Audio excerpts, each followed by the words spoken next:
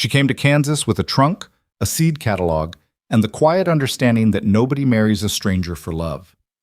But the moment Eliza Rowan stepped off that wagon and looked down at the gravel yard spread across Gideon Hale's front property, thousands of pounds of decorative rock sitting on top of what her hands already knew was some of the richest topsoil she'd ever seen in her life. She forgot all about quiet arrangements. She forgot about being practical. She forgot about keeping her mouth shut and her opinions to herself. She was going to dig all of it up. If you're watching this story, hit that like button and drop your city in the comments. I want to see how far this one travels. The train had been 2 hours late out of Wichita, and by the time the hired wagon pulled up the long dirt road toward the Hale property, the afternoon sun had already started its slow decline toward the flat Kansas horizon.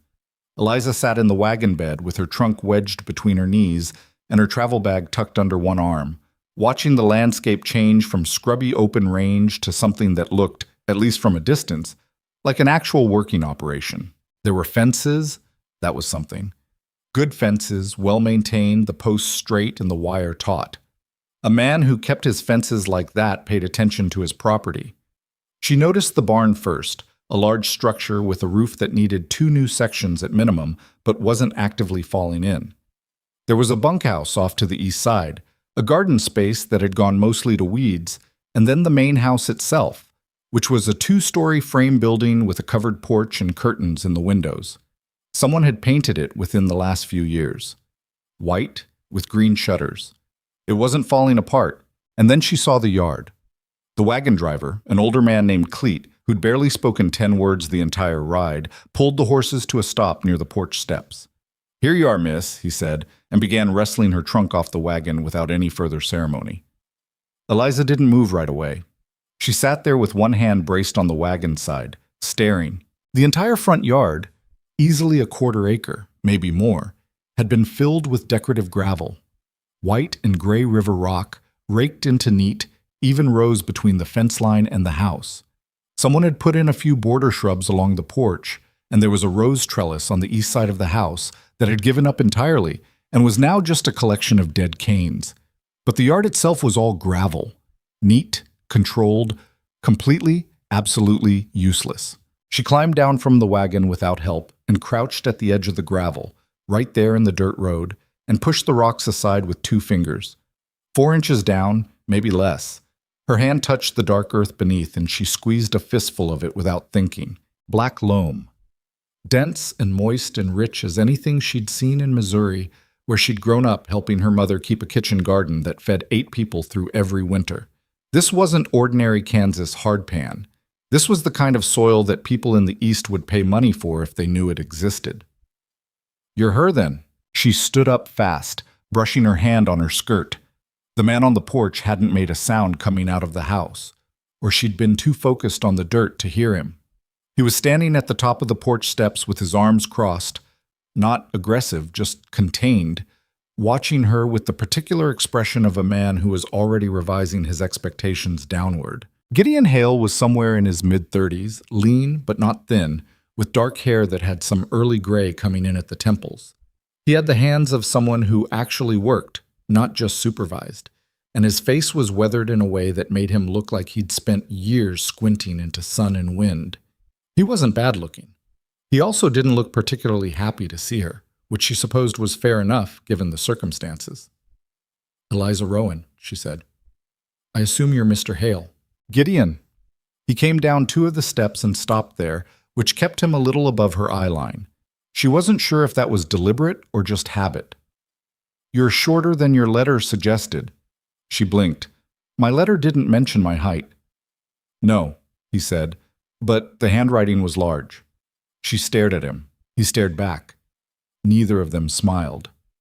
"Is there someone who can help with my trunk?" she asked. He looked at Cleet, who was already heaving it toward the porch steps with the resigned energy of a man who'd done this job too many times. "I've got it," Gideon said, and went down the rest of the steps to take the trunk himself. He carried it up and through the front door without visible effort, and without saying anything further, and Eliza followed him inside. Bullshit. The house was clean. That surprised her slightly. She'd half expected the inside of a widower's home to have the particular disorder that came from a man living alone for too long. Dishes in strange places, laundry left out, the general evidence of someone who'd stopped performing order for anyone but himself. But the Hale house was tidy, almost to the point of severity. Everything was in its place. The furniture was plain and functional and showed no signs of recent use. The kitchen, which she walked through on the way to the stairs, had a large iron stove and a long work table, and a window that looked out over the east side of the yard. A woman was standing at the work table. She was around 60, stout, with gray hair pinned back and an expression that managed to be both appraising and neutral at the same time. "This is Mrs. Pell," Gideon said, setting the trunk at the base of the stairs. "She comes in 3 times a week." "Welcome," Mrs. Pell said, in a tone that wasn't unfriendly but also wasn't going out of its way. "I'll have supper done in an hour." "Thank you," Eliza said. "Is there anything I can help with?" Mrs. Pell looked at her for a moment as if calculating something. "Not tonight." Gideon showed her upstairs to a room at the end of the hall. It was a decent size, with a window overlooking the back property, a bed with a quilted cover, a dresser, and a small writing table. Someone had put a jar of dried wildflowers on the dresser. The gesture was so out of keeping with the general tone of the household that she almost commented on it. "Supper at 6, Gideon said from the doorway. "Reverend Aldous can come out day after tomorrow for the ceremony, if that suits you." "Day after tomorrow," she repeated. "Is there a problem with that?" She turned to face him. He was leaning against the doorframe with his arms crossed again, and there was something in the set of his jaw that suggested he'd had this conversation in his head several times already and had decided to get it over with efficiently. She'd met men like that before. They weren't necessarily unkind, they just treated emotion the same way they treated bad weather, something to be endured rather than engaged with. "No problem," she said. "Day after tomorrow is fine." He nodded once and left. She stood in the middle of the room for a moment, listening to his footsteps go back down the stairs, and then she turned to the window and looked out at the back property. There was a kitchen garden that had been planted at some point. She could see the old row lines, but it had been left to grow wild and then die back, and now it was mostly dry stems and volunteer weeds. Beyond it, a field that looked like it had been used for hay and hadn't been rotated in too long. And further still, the flat Kansas plains spreading out in every direction under the wide afternoon sky. She'd known it wasn't going to be romantic. The advertisement had been clear enough about that. Rancher seeks capable woman for practical arrangement, no illusions required. She'd answered it because her options in Wichita had been narrowing for 2 years, and she was tired of taking in laundry, and she'd wanted land, or access to it. She'd answered it because she was 25 and practical herself, and she'd known that what she was agreeing to was a business arrangement with a house and a last name attached. She'd known all of that. What she hadn't expected was to get here and immediately see what was being wasted. Supper was quiet. Gideon ate with the focused efficiency of a man who viewed meals as fuel, not occasion. Mrs. Pell had gone home before they sat down. The food was good. Beef stew and biscuits and a dried apple pie that was better than it had any right to be, and Eliza ate everything on her plate and noticed that Gideon noticed. "Mrs. Pell's a good cook," she offered. "Yes." "How long has she worked for you?" 4 years. She tried a different angle. "The property's larger than I expected." "How many head are you running?" That one landed differently. He looked up from his plate. 62, down from 112 2 years ago." "What happened 2 years ago?" His jaw tightened just slightly. "Bad winter. Lost a third of the herd. Had to sell another third to cover debts." He went back to his stew. "We're rebuilding." "We." She filed that away. "What else runs on the property, beyond the cattle?" "Some hay. Little bit of feed corn, mostly for our own use. That's it." "The soil in the front yard," she said. He looked up again. "Under the gravel," she said. "It's very good soil." He set his fork down, not angrily, just the way a man sets down a tool he's done with. "My wife put in that gravel yard," he said. She liked the look of it. "I'm not criticizing," Eliza said, which was only partially true. "I'm just noticing. That's topsoil under there, not hard pan. River loam, probably. This area must have flooded at some point long enough ago that you can't see it anymore." "Eliza." "I grew up gardening," she said. "My mother fed 8 of us on a kitchen plot half that size. I'm not saying—" "The gravel stays," he said. She picked up her fork. All right. He watched her for a moment as if waiting to see whether she was going to push it. She didn't. She ate her stew. Why did you answer the advertisement? He said. It wasn't quite a question, more like he'd been carrying it since the wagon arrived and had finally decided to set it down. Same reason you placed it, she said, which is, I needed a practical solution to a practical problem. And the problem? She looked at him steadily. I'm a woman alone in Wichita with limited prospects and a great deal of capability that nobody's interested in using.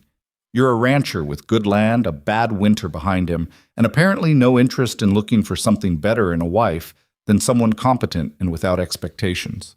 She paused. Was I wrong about any of that? He was quiet for a moment. No, he said. Then we understand each other. I suppose we do. He picked up his fork again and they finished supper without talking, which was not particularly comfortable, but was at least honest.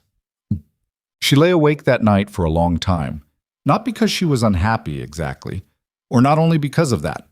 She lay on her back in the dark of the upstairs room and listened to the sounds of a ranch settling into night, the cattle distant and low, something moving along the fence line that was probably just a dog, the creak of the house's old boards adjusting to the cooling air. These were familiar sounds. She'd grown up with them. What kept her awake was the gravel. She kept seeing it when she closed her eyes. All that good black earth sitting under 4 inches of river rock, covered over for reasons of appearance. How many growing seasons had been buried under there? 3? 4? You could put in radishes by mid-spring and have them up in 3 weeks. Carrots, beets, turnips, all of them storage crops, the kind that kept through winter without much work. Beans if you timed the frost right. And with the road running directly in front of the property, the main route between the county seat and the railroad depot, she'd noticed on the way in, good traffic all summer. You could sell anything you grew without hauling it more than 20 feet from the front fence. It was so obvious it was almost painful. She turned over and looked at the window, where a thin strip of moonlight was coming through the gap in the curtains. She knew why it hadn't occurred to him, or rather, she could guess. He'd lost his wife. She didn't know when or how, but the evidence of it was all over the house in small ways. In the dried wildflowers someone had put in her room like an apology. In the way he'd said my wife put in that gravel yard with the particular flatness of someone who'd learned to talk around grief the way you learn to walk around a piece of furniture you kept hitting in the dark. He'd been managing losses for years. 62 cattle instead of 112. A yard covered in gravel because that's how she'd left it. A man who'd stopped looking at what was there and had started just holding on to what remained. She didn't feel sorry for him exactly. She wasn't sure she knew him well enough for that. But she recognized the condition, and she knew the cure for it too. Not sentiment, not patience, just work. Just looking at something and seeing what it could be instead of what it wasn't anymore. She closed her eyes. 2 days until the ceremony. Time enough to rest. Time enough to figure out how to start. The wedding was short and painless, which was all she'd wanted it to be. Reverend Aldous was a thin man with kind eyes, who seemed to understand without being told that he was performing a business transaction, and conducted himself accordingly. The ceremony took less than 15 minutes. There were no other guests except Mrs. Pell and one of the ranch hands, a young man named Theo, who looked about 20 and kept his hat in his hands the whole time. Gideon said his vows in a flat, clear voice, like he was reciting terms of a contract.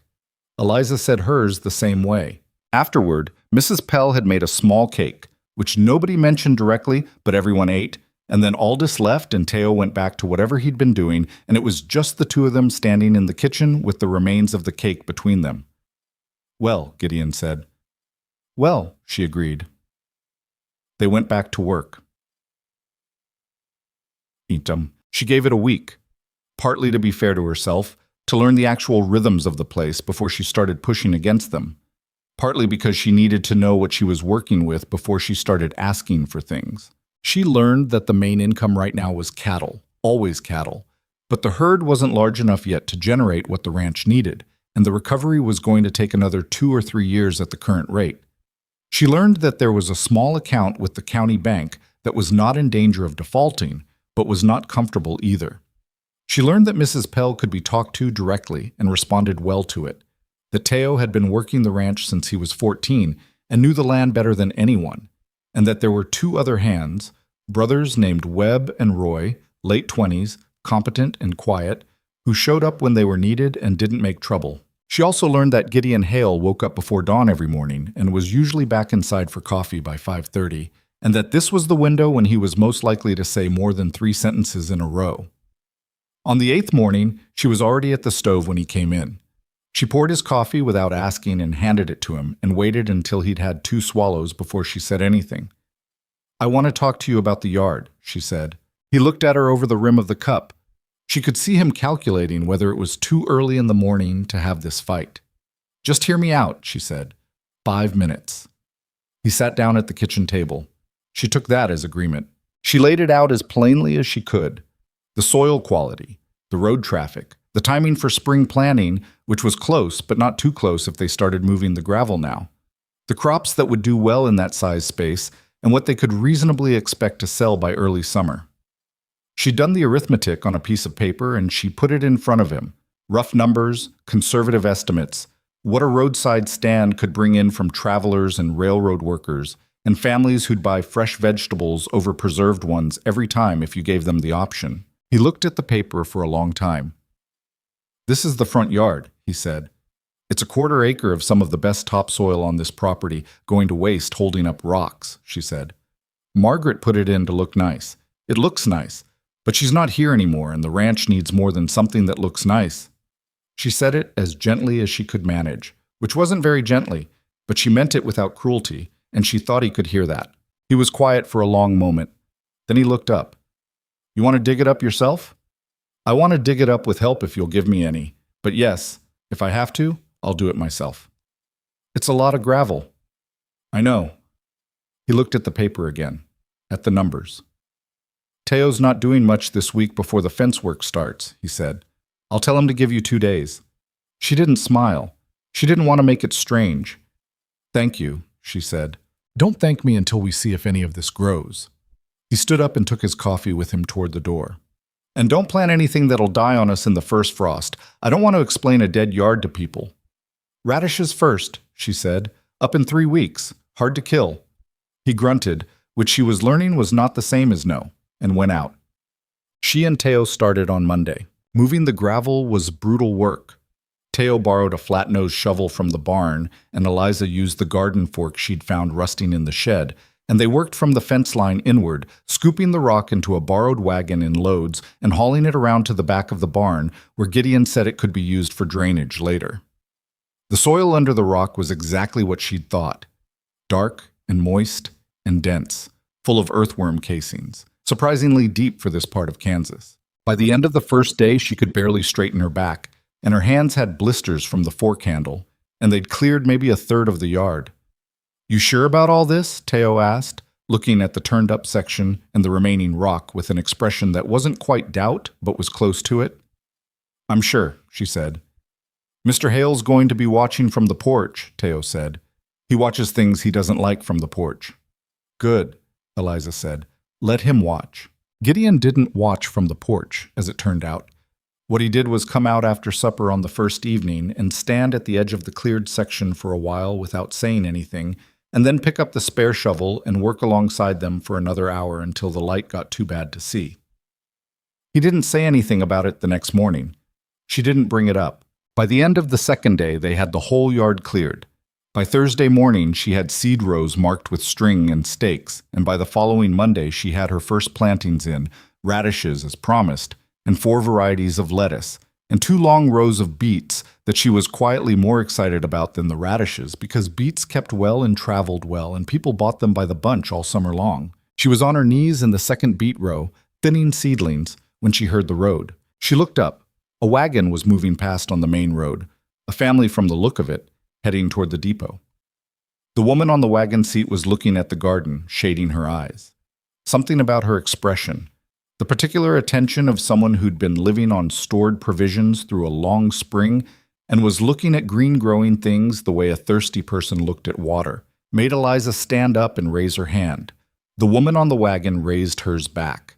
"Farm stand," Eliza thought. "I need a farm stand." She went inside and found paper.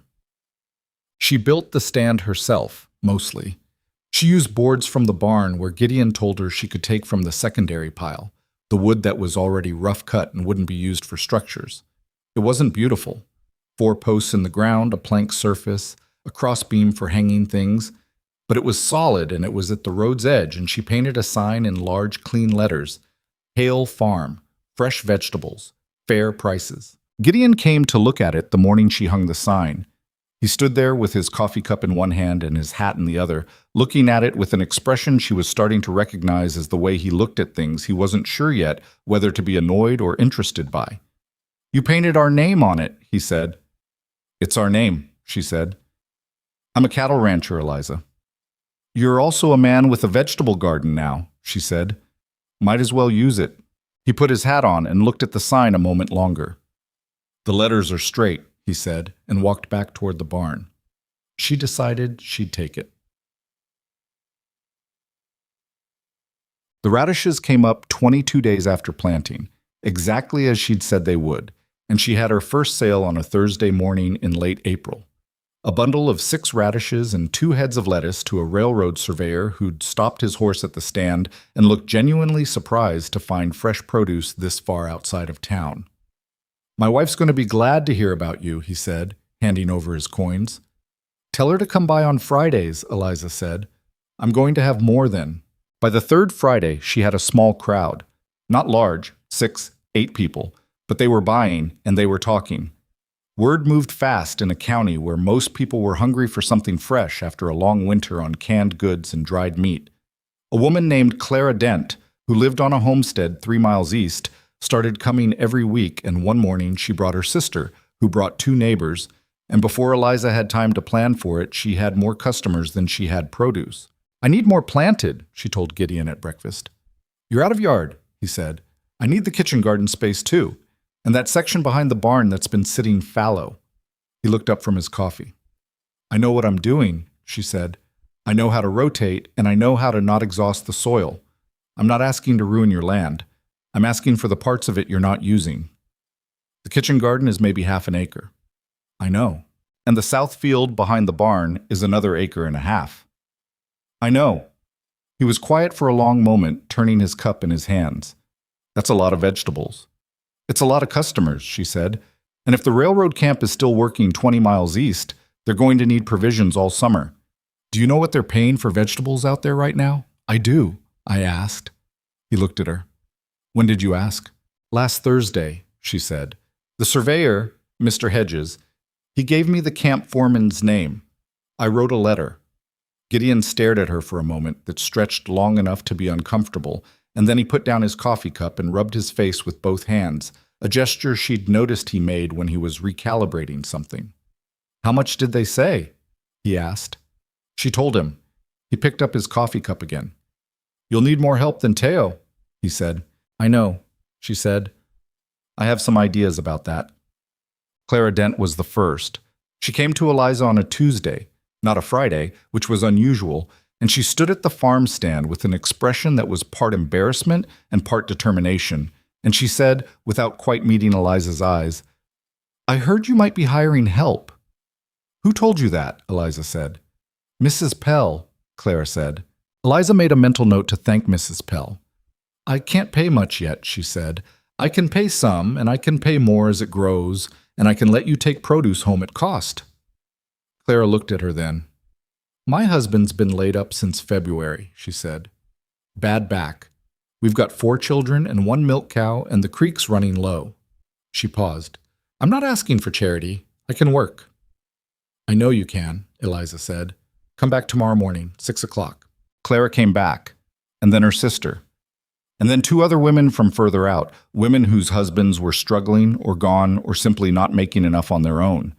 Women who had time and backs and hands and absolutely nowhere to use them. Within 6 weeks of that first farm stand, Eliza had 4 regular workers and a waiting list. And the kitchen garden and the south field were both in production, and the Hale farm had a small but real and growing income from vegetables that had nothing to do with cattle. Gideon watched all of this from a varying distance.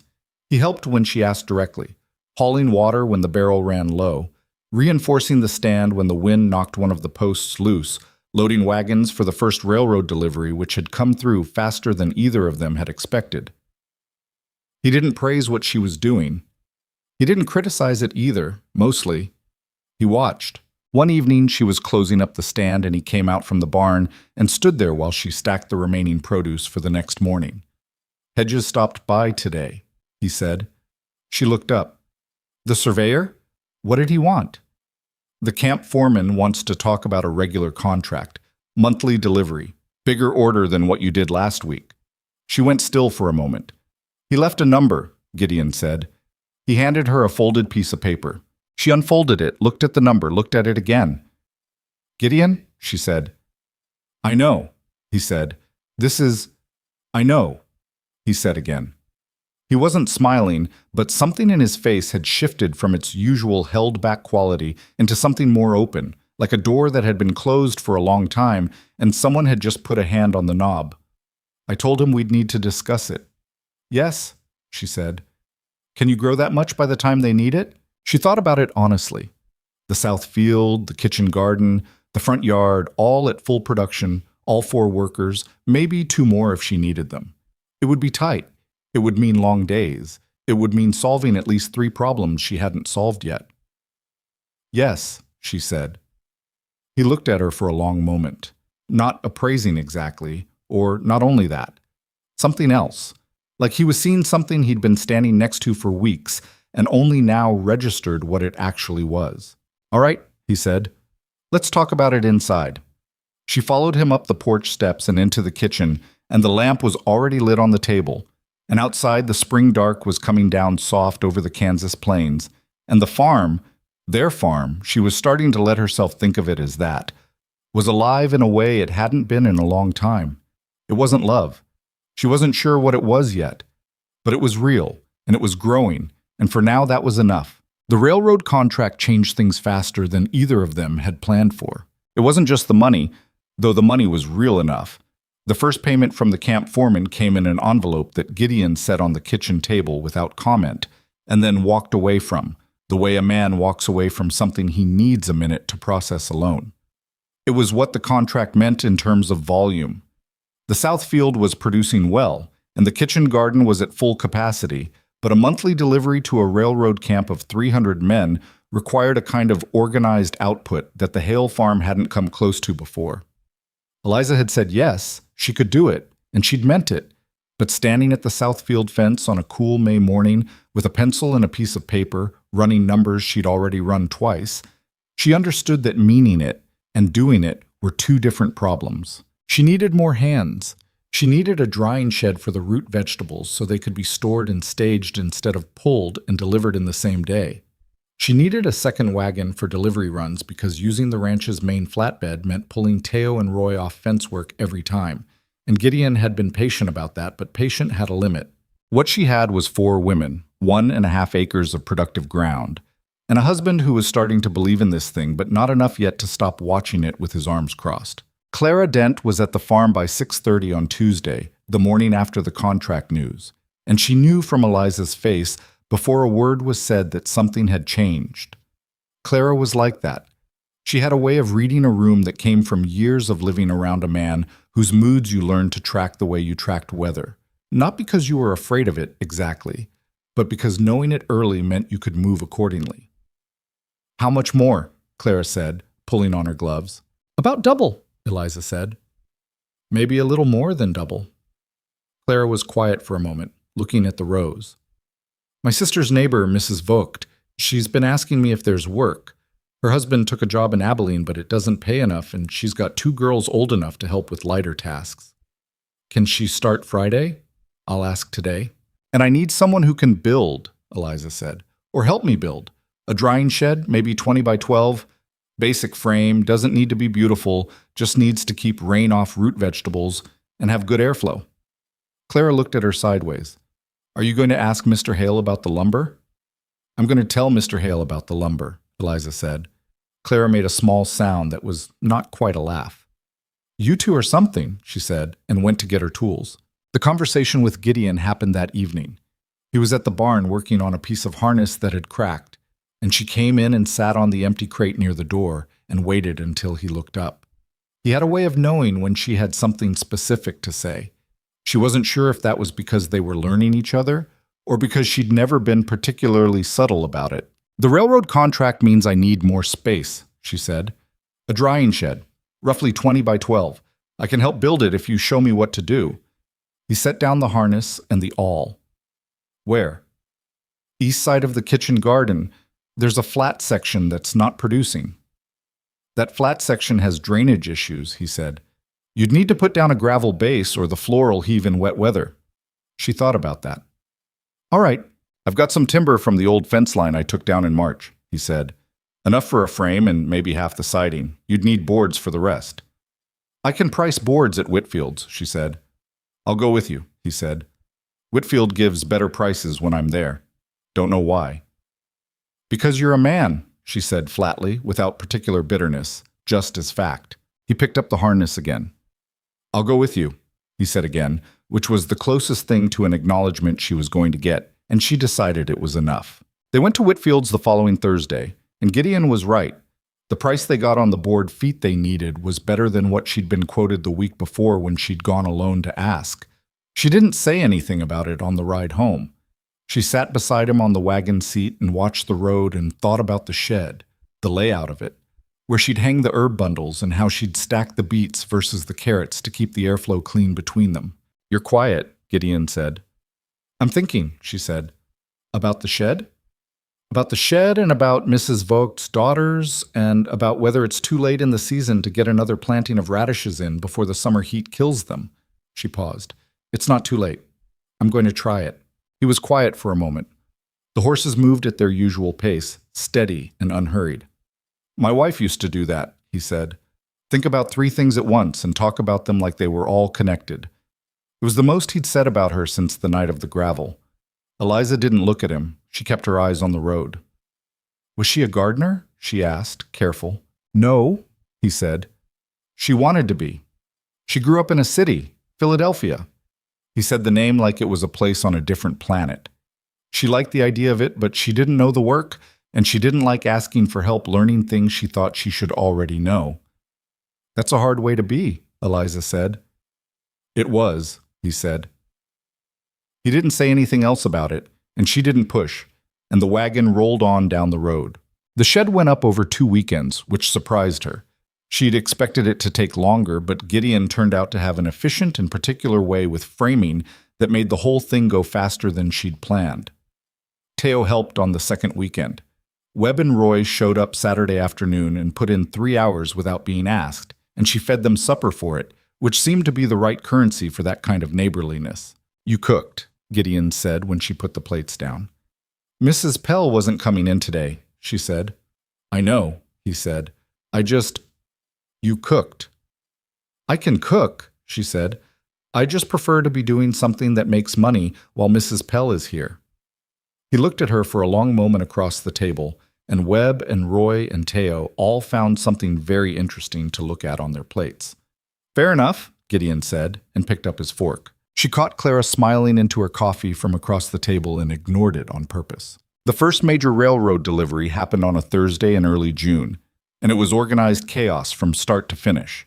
They loaded the wagon the night before. Beets, carrots, 2 varieties of lettuce that had held better than expected in the shed, dried herb bundles that one of the women had started producing on her own initiative, a crate of early onions. Eliza was up at 4:30 to double-check the load and cover it with wet burlap for the heat, and by the time the sun was actually up, she'd already discovered that one of the crates had a broken slat and needed to be repacked. "Give it here," said a voice behind her. She turned. Gideon was standing in the yard in the gray pre-dawn, holding his coffee, watching her wrestle with the crate. "I've got it," she said. "You've got 4 more crates to check and the sun's coming up," he said. He set his coffee on the wagon wheel hub and took the broken crate from her. "Get the other ones." She got the other ones. He repacked the broken crate with a piece of board from the shed and a length of rope in about 10 minutes, and by the time she'd finished her checks, he had it retied and solid. "Thank you," she said. He picked up his coffee again. "How long will the delivery take?" 3 hours out, unload, 3 hours back, maybe 4 if they're slow to receive." "Take Teo with you," he said. I was planning to take Clara. Take both, he said. It's a long road, and you shouldn't be out there without two people. She looked at him. He was looking at the wagon, not at her, checking the load with the same careful eye he gave to everything. She'd been learning the parts of him that were easy to misread, the crossed arms that weren't hostility, just how he held himself when he was thinking, the flatness in his voice that wasn't indifference, just how he managed a feeling he hadn't decided what to do with yet. All right, she said. The delivery went well. Better than well, actually. The camp foreman, a big quiet man named Aldridge, walked through the order item by item and didn't find a single short count, and he paid on the spot in cash rather than making them wait on a bank transfer. And on the way out, one of the camp cooks flagged down the wagon and asked if she'd consider adding dried beans to the next order. She said she'd think about it. She was already thinking about it.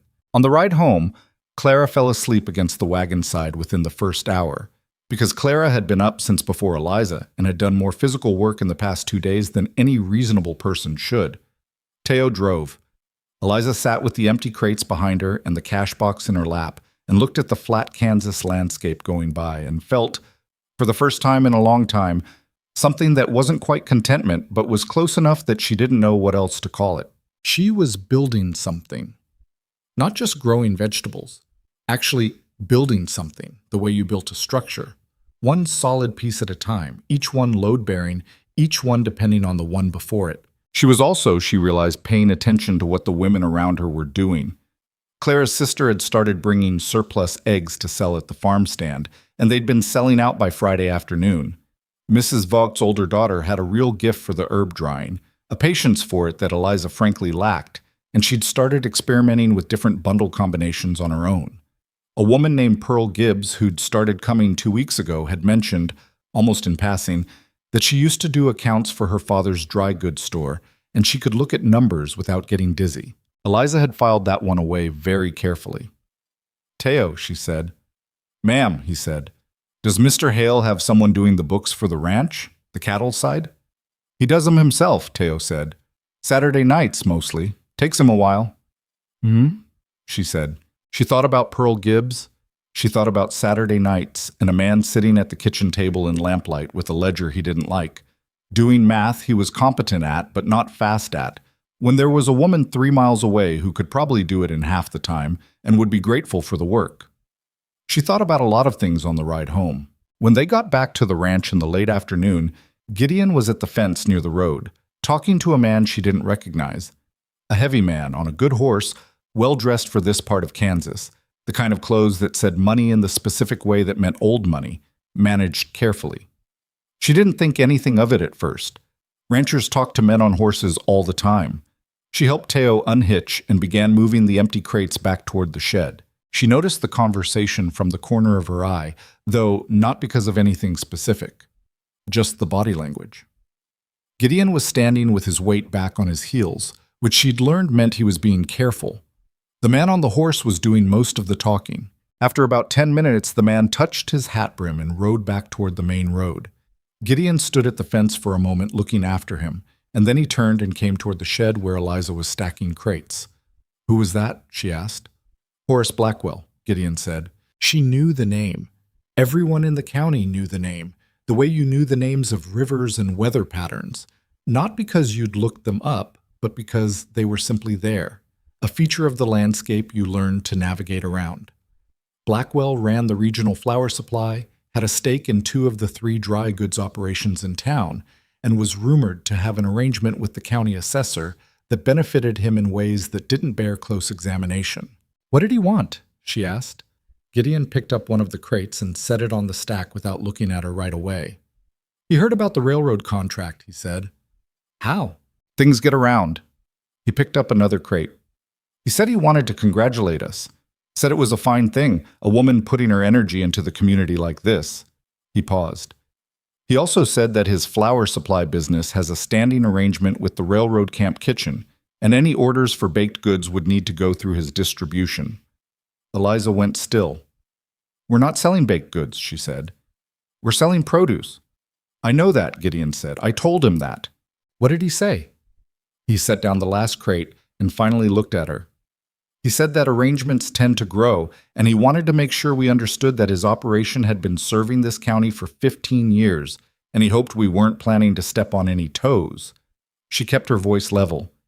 He came out here to say that to you. He came out here, Gideon said, to look at what we're doing and decide whether he needed to worry about it.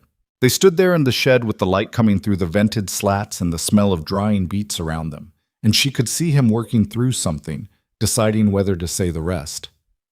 I think he decided he does, Gideon said. She'd known, in an abstract way, that success attracted attention.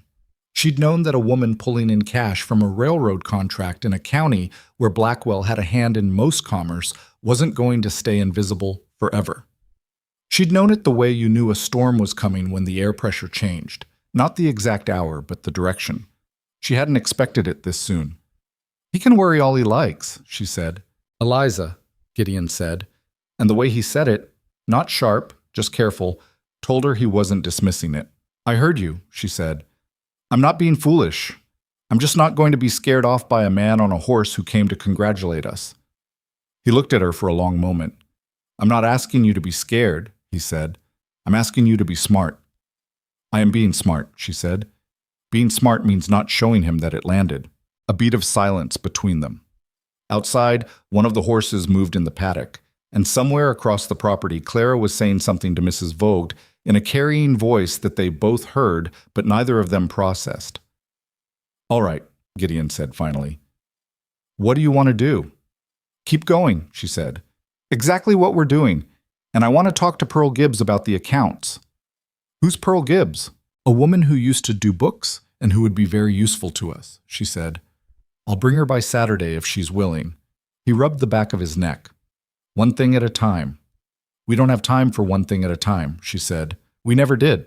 He didn't argue with that, which she thought meant he was starting to understand how her mind worked, the same way she was starting to understand how his did. Not comfortable with each other, not close in any way she could have put a neat name to, but oriented in the same direction.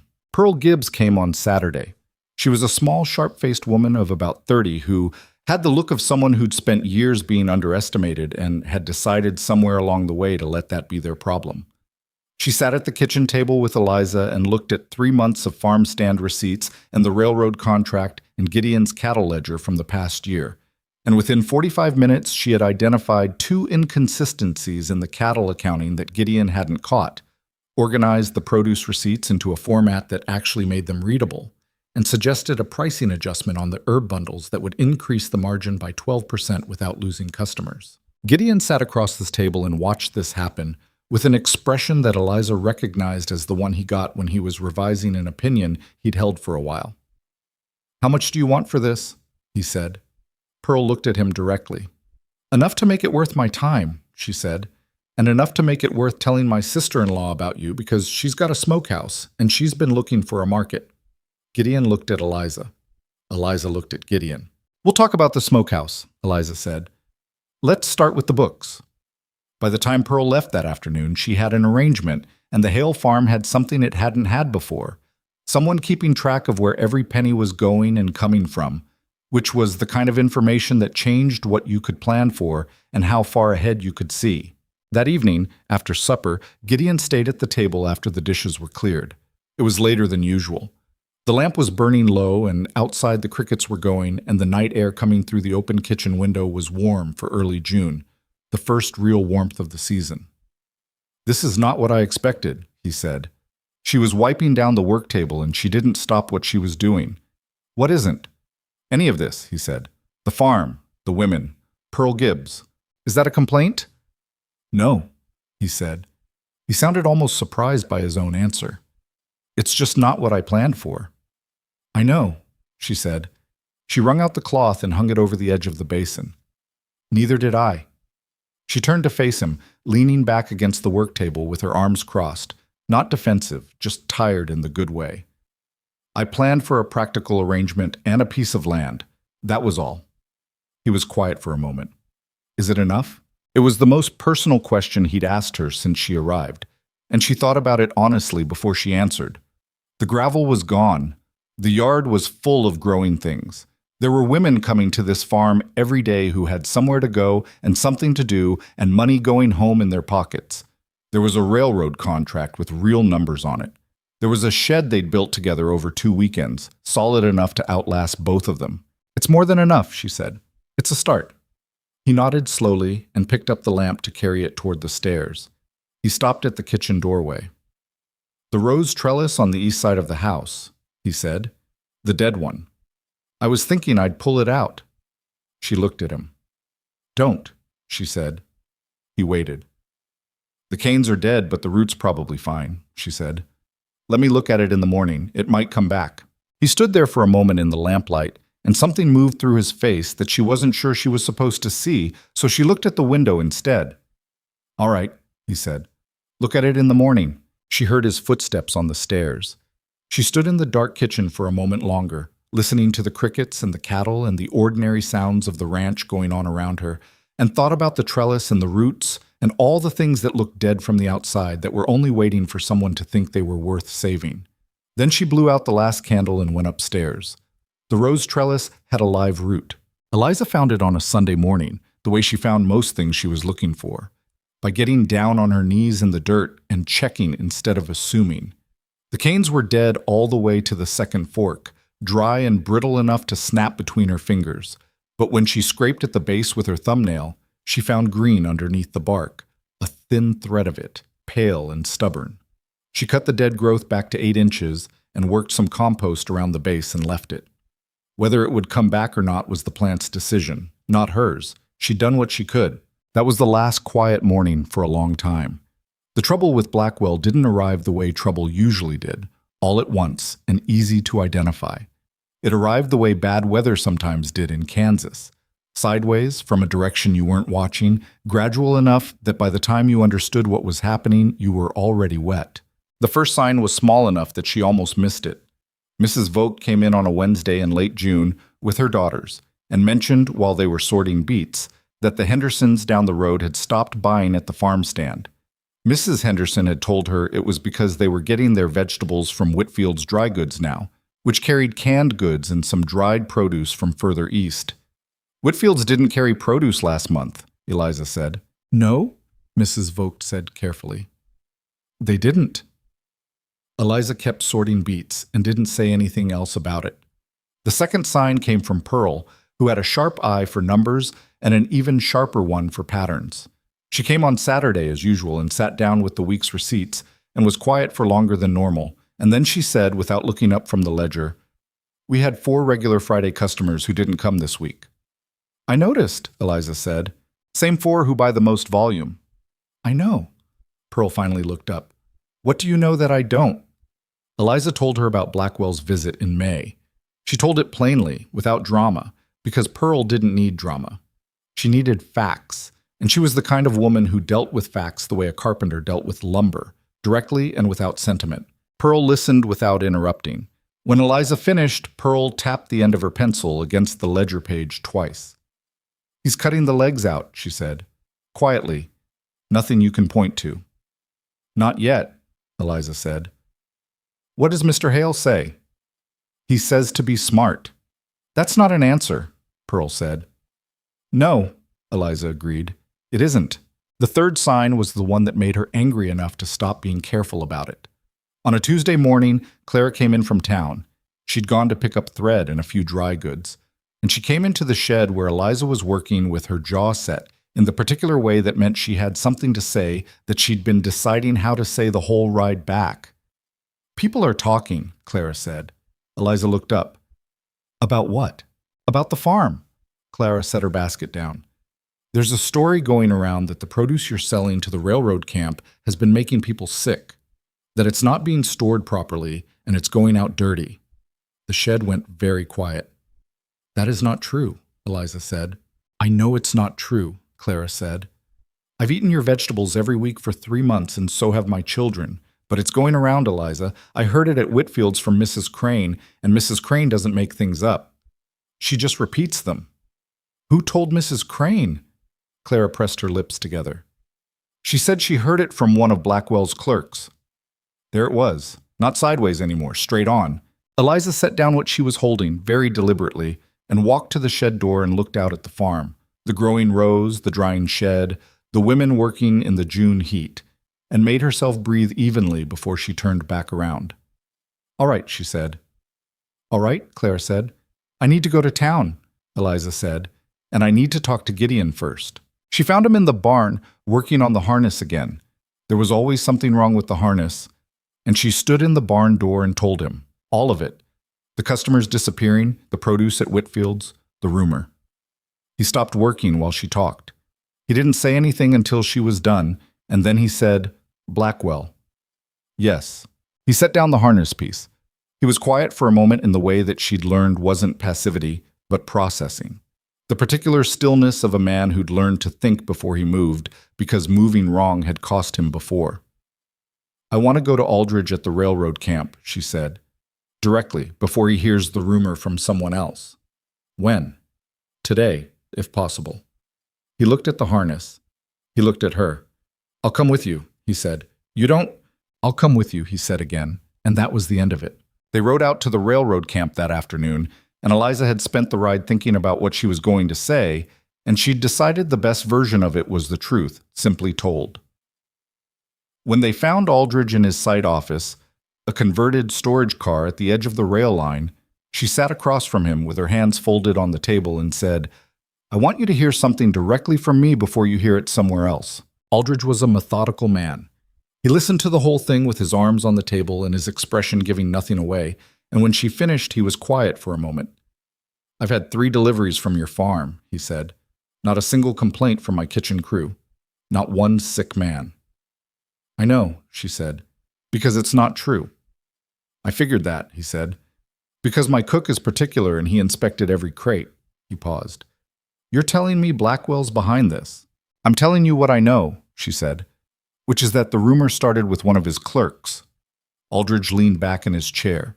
He had the particular stillness of a man who'd managed large operations long enough to know that interference from established interests was not a new problem. "Blackwell has a flour contract with my main kitchen," he said. "Has for years. He's never been late, never been short, but he's also never been cheap." Gideon, who had been sitting beside Eliza and saying nothing, said, "Is there a larger contract coming?" Aldridge looked at him for a moment. "There might be," he said. "We're extending the line another 60 miles east. That's a bigger camp, more men, more months. Provisioning contract would be significant." He paused again. "Blackwell's already bid on it."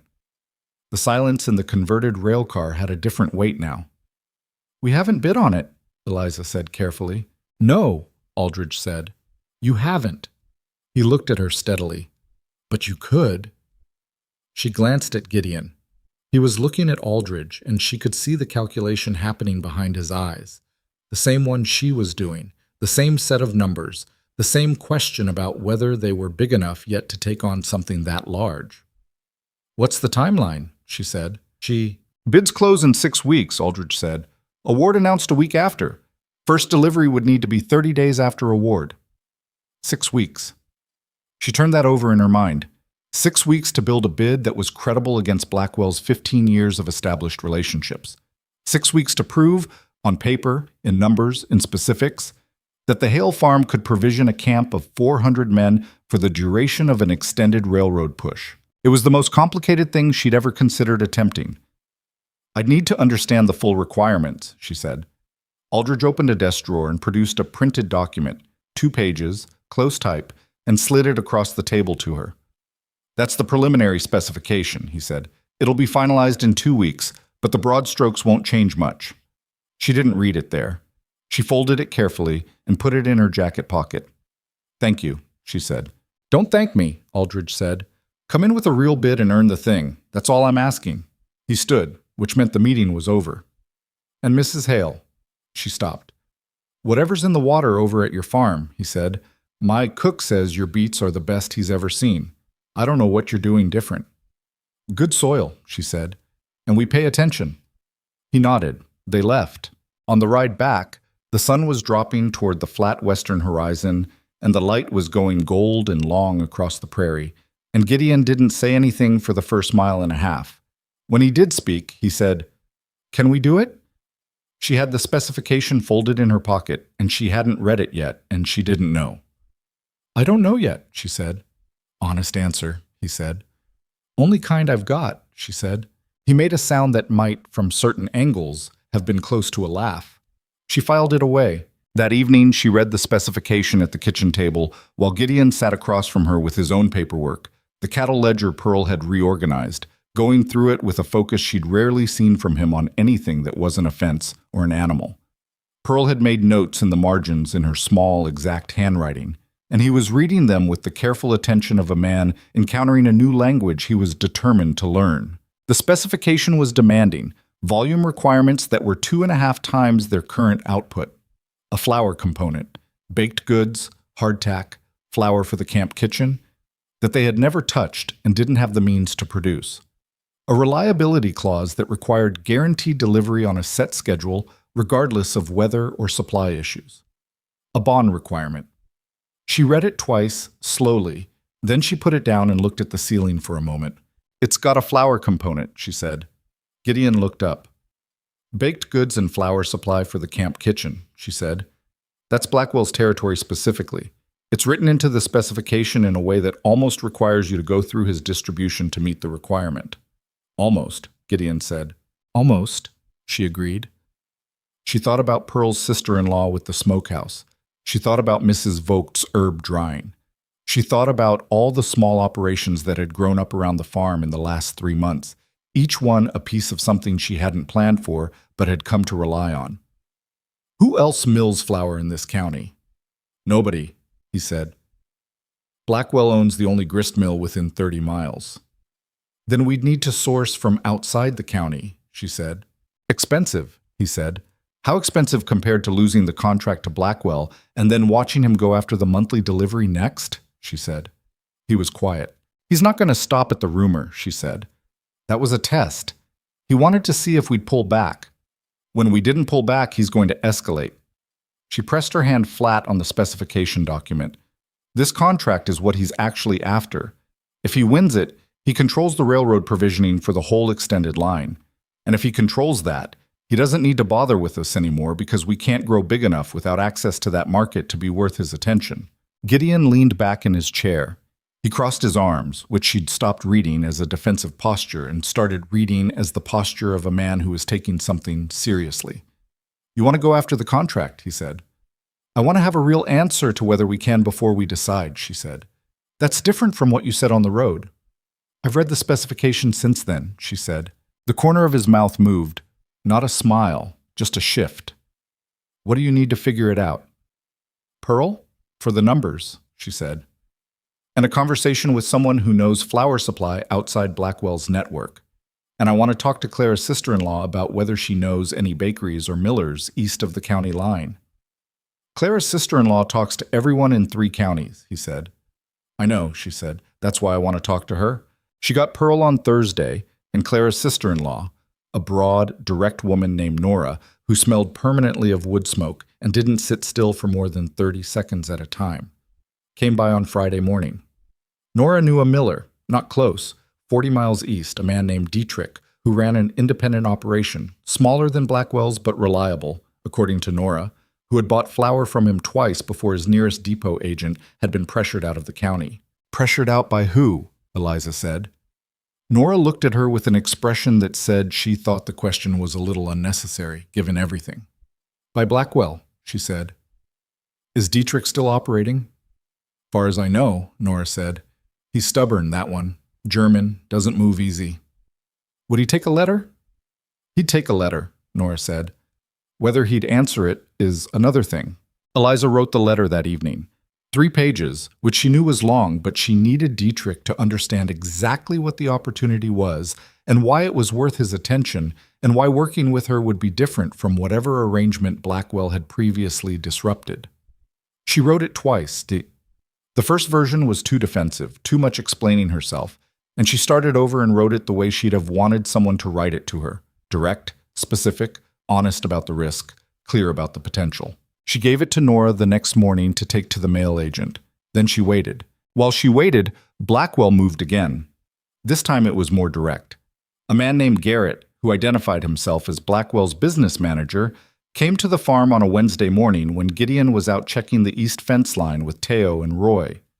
Eliza was at the farm stand with Clara when he rode up, a thin, precise man on a gray horse, wearing a coat that was too hot for the weather and an expression that had been calibrated for the delivery of uncomfortable information. He asked to speak with Mr. Hale. "Mr. Hale isn't here," Eliza said. "I'm Mrs. Hale. You can speak with me." He adjusted his posture slightly, the way people did when they'd prepared for one conversation and were handed another. Mr. Blackwell wanted Mr. Hale to know that there's a question about the farm stand's operating permissions, he said. Apparently, the county road ordinance requires a commercial vendor's permit for any operation within 50 feet of the main road. Mr. Blackwell felt it was important that you be aware. Clara had gone very still beside her. Eliza looked at the man steadily. "Is that the actual ordinance?" she said. "It's Mr. Blackwell's understanding of it," Garrett said. "And does Mr. Blackwell have a personal interest in how that ordinance is interpreted?" A pause. "Mr. Blackwell simply wants to ensure that commerce in the county is conducted properly." "That's very civic-minded of him," Eliza said. "Tell Mr. Blackwell that I'll look into the ordinance myself. And tell him that if he'd like to discuss commerce in this county, he's welcome to come speak to me directly instead of sending someone on a Wednesday morning when he thinks my husband's away." Garrett looked at her for a moment that stretched slightly too long. Then he touched his hat brim, turned the gray horse, and rode back down the road. Clara let out a slow breath. "Eliza." "I know," Eliza said. "He's going to come at the permit," Clara said. "If there is one, if that's a real ordinance." "I'm going to the county office tomorrow morning to find out," Eliza said. "And if there's a permit required, I'm going to get one." She looked at Clara. "Don't look like that. A permit is just paperwork." "It's not the permit he's after," Clara said. "It's the time and the distraction and making us spend energy defending what we have instead of building what we're trying to build." She was right, and Eliza knew she was right, which made it worse. This was how Blackwell operated, not with one large blow, but with a series of small ones, each one technically defensible, each one costing something. Time, attention, confidence, the slow erosion of people who were already working harder than they should have to just to stay even. The county office confirmed that no such ordinance existed. The county clerk, a thin-necked young man named Ferris, who looked like he'd never said a confrontational word in his life, checked 3 different registers and came back to the counter with the careful expression of someone who understood what he was about to be put in the middle of. "There's no vendor permit requirement for the main road," he said. "There was a proposal to add one about 4 years ago, but it didn't pass." "Whose proposal?" Eliza said. Ferris looked at the counter. "I don't think I should—" "It's public record," she said, not unkindly. "Whose proposal?" He looked up. "Mr. Blackwell's," he said. At that time he was trying to— There was a concern about independent vendors undercutting established businesses. "The proposal didn't pass," she said. "No," Ferris said. "The county commissioners voted it down." He paused. 3-2. She thanked him and left. She stood outside the county building in the July heat and thought about 3-2 and about the 2 commissioners who'd voted with Blackwell 4 years ago and whether they were still in their positions and what it meant that a man who couldn't push through a vendor ordinance 4 years ago was still trying variations of the same move against anyone who built something he hadn't sanctioned. She thought about the rose trellis and the live root under the dead canes. She thought about Dietrich, the miller, 40 miles east, and whether he'd write back. He did. The letter arrived on a Saturday, 10 days after she'd sent hers, and it was shorter than she'd expected. 1 page, firm handwriting, very few extra words. He could supply flour. He had capacity. He did not work with Blackwell's network and had no intention of starting. If the quantity she was describing was accurate and the contract was real, he was interested. He included a price per hundredweight that was higher than Blackwell's local rate, but not by as much as she'd feared, and he noted that his delivery schedule was reliable because he used 2 routes and didn't depend on any single road. She read it at the kitchen table with Pearl sitting across from her, and Pearl looked at the price figure and tapped her pencil 3 times and said, "Workable, if we hold the other supply costs." "Can we?" Eliza said. "Tight," Pearl said. "But yes." She looked at the letter again. "You'd need to coordinate the baking locally. We can't source baked goods from 40 miles out and keep the quality requirement. I know, Eliza said. I've been thinking about that. Pearl looked at her with the particular expression she used when she suspected Eliza had already solved the thing she was asking about. Who? She said. There are 4 women in this county that I know of who bake commercially or have in the past, Eliza said. Mrs. Hennessy has a bread oven that's been sitting cold since her husband died last winter. The Drummond sisters did pastry for the hotel in town before the hotel changed ownership. And there's a woman north of the creek, Ida Marsh, who everyone agrees makes the best hardtack in the territory, but she's never had anyone to sell to. Pearl stared at her. You've been building this in your head for 2 weeks. Longer, Eliza said. And you didn't tell me? I'm telling you now, she said. I needed Dietrich's letter first. Without a flour source, the rest of it doesn't hold together. Pearl looked at the letter. She looked at her ledger. She looked at Eliza with the expression of someone recalibrating a risk assessment in real time. We'd be running everything at the edge, she said. If anything goes wrong on the supply side, weather, a late delivery from Dietrich, one of the bakers getting sick. I know, Eliza said. We could lose the monthly contract trying to win the big one. I know, she said again. Tell me if the numbers say don't try. Pearl was quiet for a long moment, pencil moving across the page, checking and rechecking.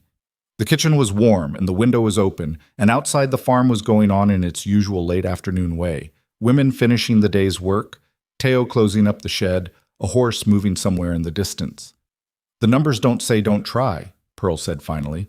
They say you'd better not drop anything. Then we won't drop anything, Eliza said. She went to find Gideon. He was at the east field, walking the fence line alone the way he did sometimes in the evening, the long late summer light making the whole flat landscape look warmer than it was. She walked out to him and fell in beside him without saying anything for a moment, and they walked together in the particular silence that had become over these months less uncomfortable and more like something they'd arrived at by accident and were both cautious about disturbing. Dietrich wrote back, she said.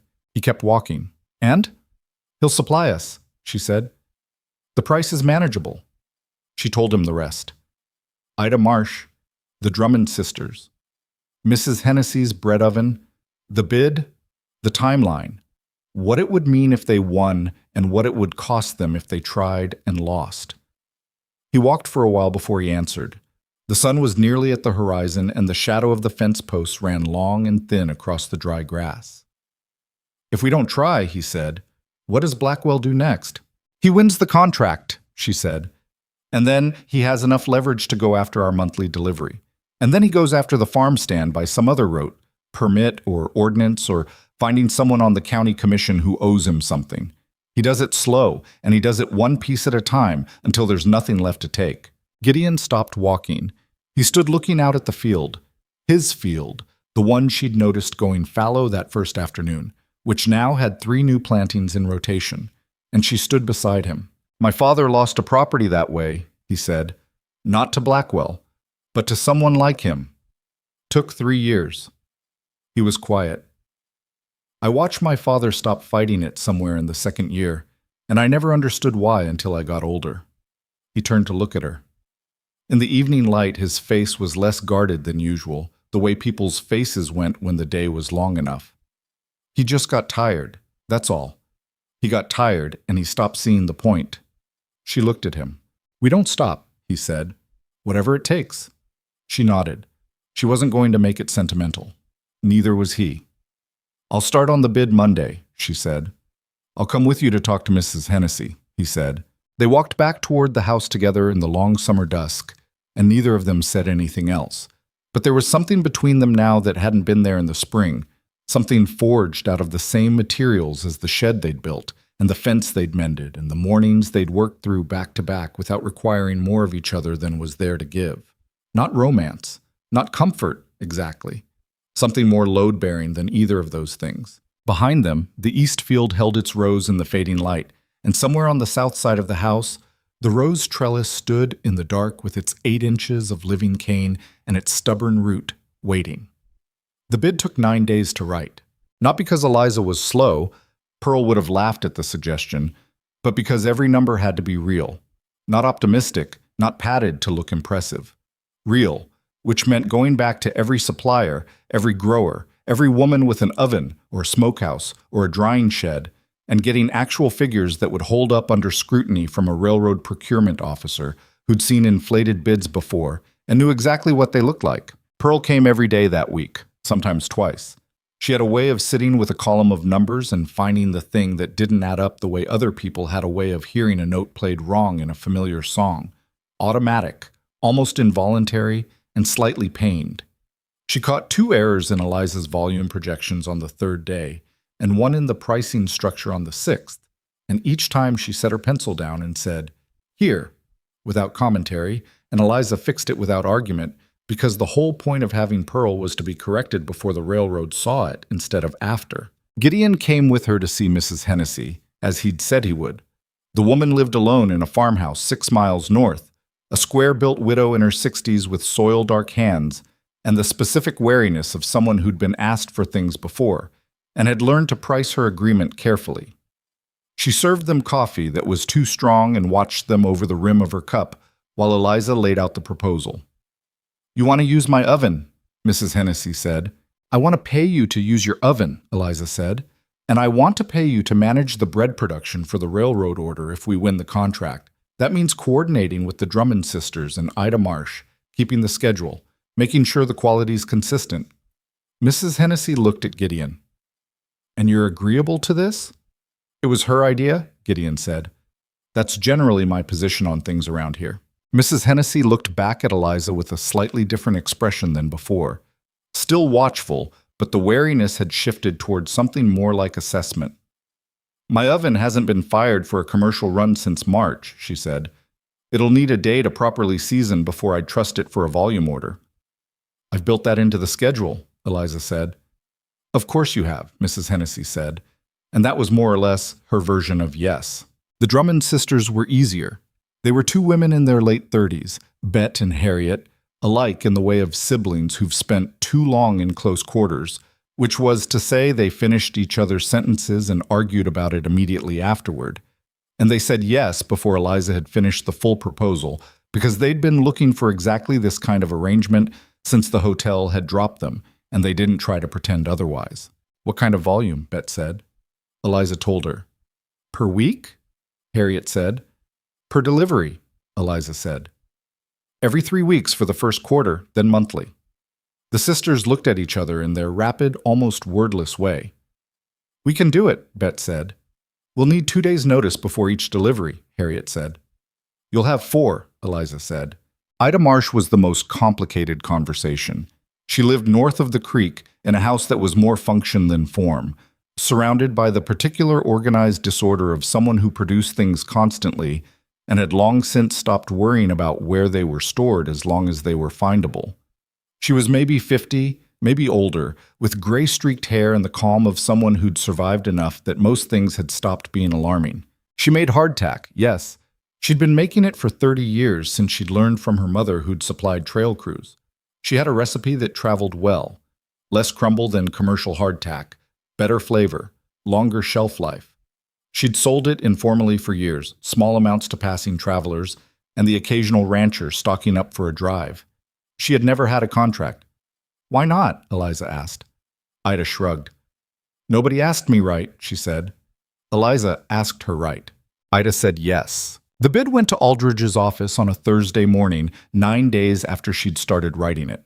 Eliza delivered it herself, with Pearl's final checked numbers and a letter of confirmation from Dietrich, and signed agreements from Mrs. Hennessy, the Drummond sisters, and Ida Marsh appended at the back.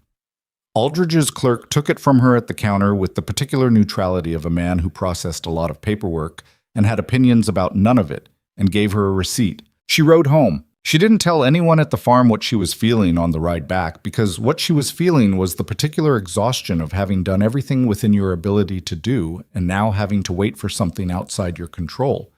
And there was no productive thing to say about that. She went to the farm stand and worked the afternoon with Clara, and when the last customer left, she counted the day's receipts and helped bring in the unsold produce, and didn't think about the bid or Blackwell or the railroad contract any more than she could help. That evening, Gideon found her at the rose trellis.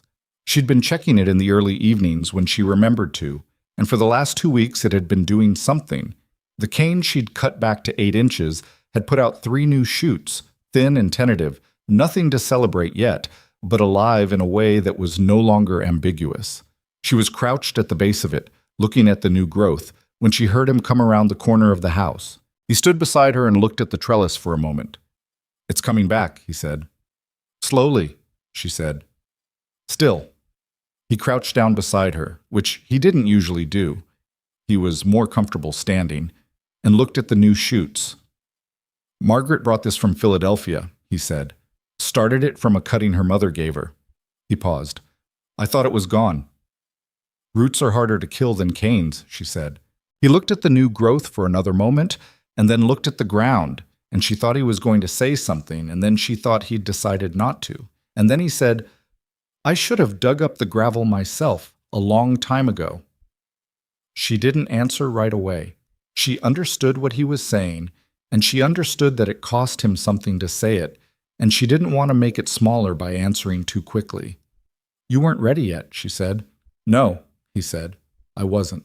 They stayed there a moment longer, both of them crouched at the base of the trellis in the warm evening air, and then he stood up and offered her his hand, which was not something he'd done before, and she took it and stood up, and they went inside for supper. It was, she thought, the most honest thing that had passed between them. The contract award notice came 12 days later, which was 6 days after the bid closing and 5 days before she'd expected to hear anything. The envelope came in the morning post, and she recognized the railroad's formal letterhead through the paper and stood at the kitchen table and didn't open it for a full minute. Then she opened it. She read it twice, folded it, set it on the table. Gideon came in from the yard and saw her face and stopped. "Well?" he said. "We didn't get it," she said. The kitchen was very quiet. "The contract was awarded to Blackwell Provisions," she said, and she heard her own voice doing the things she'd trained it to do, level and even and giving nothing away. "Full contract. All provisioning categories." Gideon sat down at the table. He didn't say anything. He picked up the letter and read it himself, which she let him do. "There's a note," he said. "I saw it." He read the note appended at the bottom of the award letter. It was from Aldridge directly, not from the procurement office. It was 3 sentences. "Your bid was the stronger document. The decision was made above my level. I'm sorry." Gideon set the letter down. He turned it face down on the table, which was the only visible sign of what he was feeling, and then he put his hands flat on the table and looked at them. "Above his level," he said. "Yes," she said. "Blackwell got to a commissioner," he said. "Or 2, she said. "He's been building those relationships for 15 years. The silence stretched. Outside, she could hear Clara arriving, the sound of her wagon on the drive, and she knew that in a few minutes the farm would be going about its morning the same way it always did, and she was going to have to go out there and do the same. "What do we do?" Gideon said. She picked up the letter and folded it and put it in her pocket. "We keep the monthly contract," she said. "And we keep the farm stand and we keep building, and we don't give him the satisfaction of watching us stop." He looked at her. "That's not all," he said.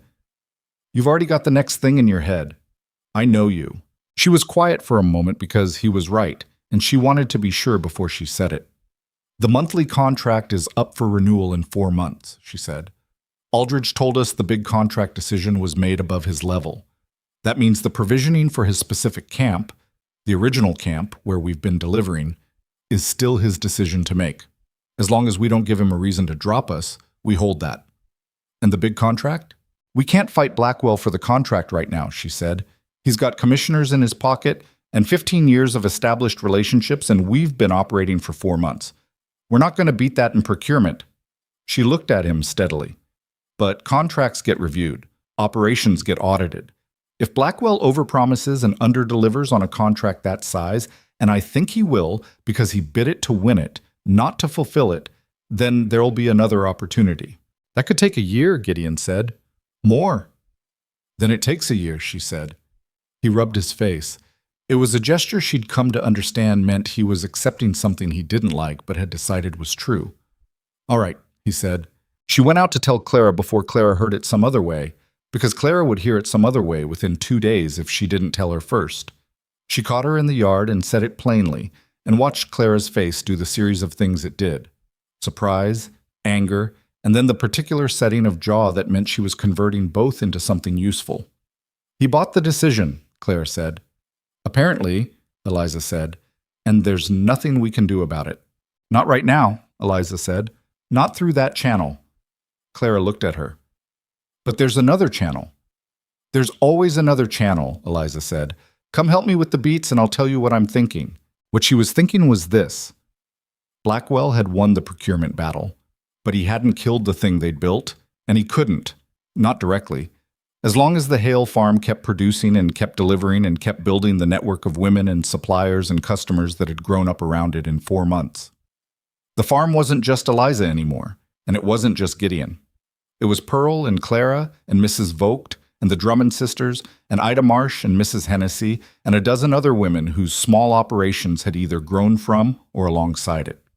Taking down the Hale farm now would mean taking down all of them, and that was a different proposition than pushing around a woman with a farm stand. She also knew something Pearl had figured out from the bid numbers.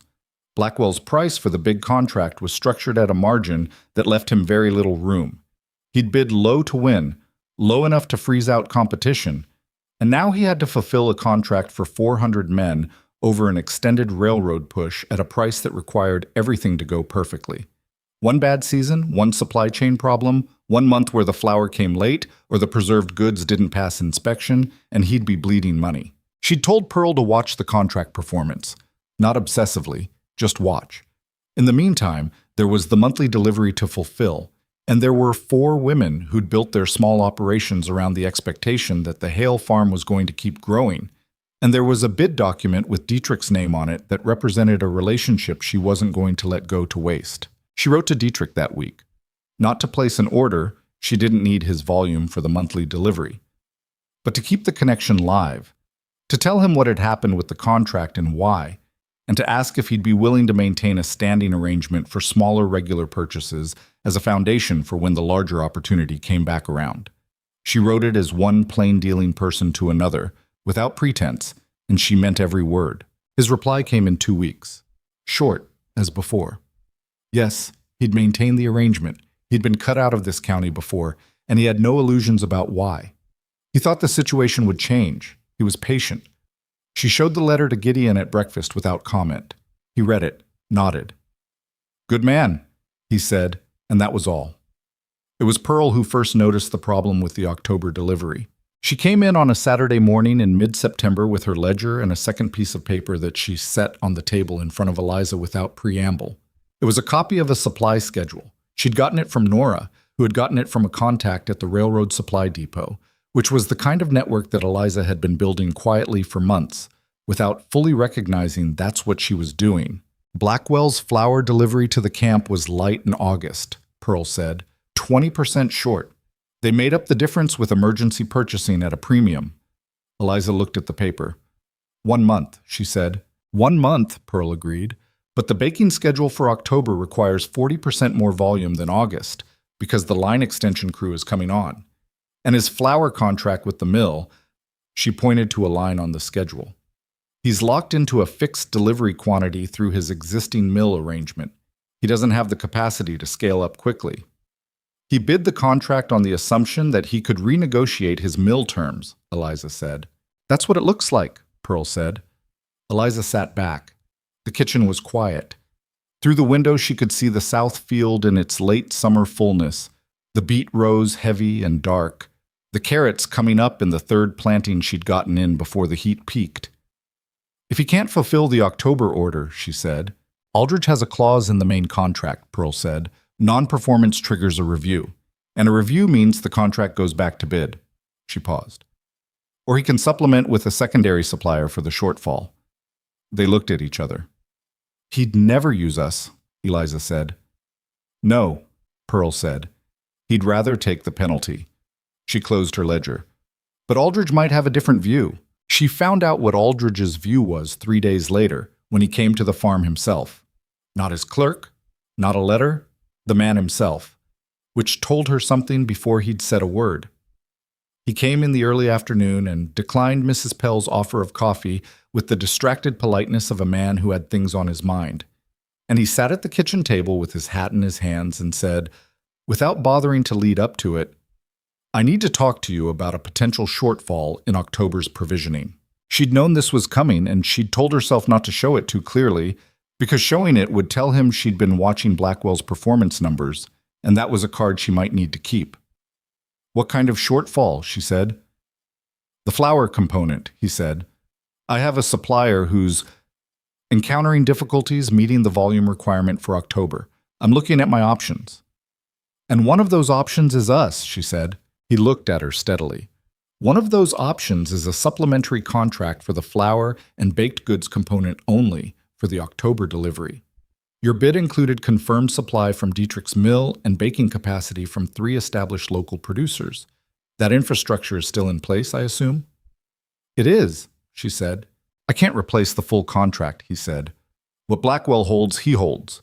I don't have grounds to break it yet. But the supplementary contract for the shortfall quantity, that's within my discretion. She didn't look at Pearl, who was sitting at the other end of the table and had gone very still. She didn't look at Gideon, who'd come in from the yard when he saw Aldridge's horse and was standing near the kitchen doorway with his arms crossed. She looked at Aldridge. Tell me the volume and the timeline, she said. He told her. It was large, larger than the monthly delivery, smaller than the full contract, but large enough that it was going to require everyone she'd built into the network, running at full capacity for 3 solid weeks. I need to confirm with my suppliers, she said. I need an answer by Friday, he said. You'll have it Thursday, she said. He stood. He picked up his hat. He looked at her with the particular expression of a man who'd seen a lot of operations in a lot of places and was making an assessment he wasn't going to put into words. Your October produce delivery is still on schedule, he said. On schedule and slightly ahead, she said. He nodded, put his hat on. Thursday, he said, and left. The room held its silence for 3 seconds after the door closed. Then Gideon said, Can we do it? Pearl opened her ledger and started writing before she answered. If Dietrich can advance his delivery schedule by 1 week, she said, not looking up. If Mrs. Hennessy's oven runs 6 days instead of 4, if Ida Marsh is willing to do a double production run.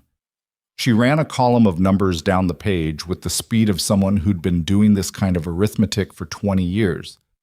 And if everyone shows up every day they're supposed to, and nothing breaks. Nothing breaking is a lot to ask, Gideon said. Everything is a lot to ask, Pearl said, but the numbers say yes. Barely. Eliza looked at Gideon. He looked at her. It was the same look they'd shared over the kitchen table in May when the first railroad contract had come in. Not confidence exactly, because confidence was easy, but something more specific. The look of 2 people who'd decided, separately and then together, that the effort was worth the risk. I'll write to Dietrich tonight, she said. Gideon, can you go to Mrs. Hennessy tomorrow morning? I'll go today, he said. Pearl, I need the purchase order drafted before you leave. I'll need another hour, Pearl said, already writing. You've got 2, Eliza said. She went to find Clara. The 3 weeks before the October delivery were the hardest she'd worked in her life, and she'd worked hard before. It wasn't any single task that was difficult. It was the simultaneity of everything, the way the whole enterprise was running at the edge of what was possible and required her attention in 6 places at once. Dietrich advanced his flour delivery without complaint, which was a relief so large she didn't fully process it until the wagon arrived from the east, and she counted the sacks herself with her hands shaking slightly from tiredness. Mrs. Hennessy ran her oven 6 days a week for 3 weeks, and trained her niece to assist on the heavy days, and didn't complain once, which was its own kind of character. Ida Marsh did her double production run and added a variation, a harder set version with dried herbs worked into it, without being asked, because she'd been told the October crew was larger and would be outdoors in colder weather, and she thought it would hold better. It was exactly right, and Eliza didn't have the words for how she felt when she saw the crates packed and ready. Gideon didn't manage. He worked. That was the thing she kept noticing, the thing that was different from the spring, from the early summer. He wasn't watching from the fence line or standing at the barn door with his coffee. He was in it. He was loading and hauling and doing feed runs and covering for Teo when Teo was needed for transport. And one evening, when she came in at 9 o'clock, too tired to do more than wash her face and sit down, he'd made supper, which he'd never done before in all the months she'd been there. She sat down and looked at the plate in front of her. Eat, he said. I know how to eat, she said. You forgot lunch, he said. I watched you forget it. She ate. It was plain food, nothing complicated, beans and cornbread, and it was the best thing she'd eaten in 3 weeks. We're going to make it, she said, not to him specifically, just to the room. I know, he said. How do you know? He sat down across from her and picked up his own fork. Because you don't build something this carefully and then let it fall, he said. Not you. She looked at him. There was no drama in how he said it. It was the same flat, direct voice he used for everything, information rather than sentiment. But she understood what it cost a man like him to say it, and she accepted it the same way she'd accepted everything else between them, plainly and without making too much of it. We still have to do the delivery, she said. Yes, he said. We do. The loading started at 2 a.m. on delivery day. Every woman who'd been part of the 3-week push was there before dawn.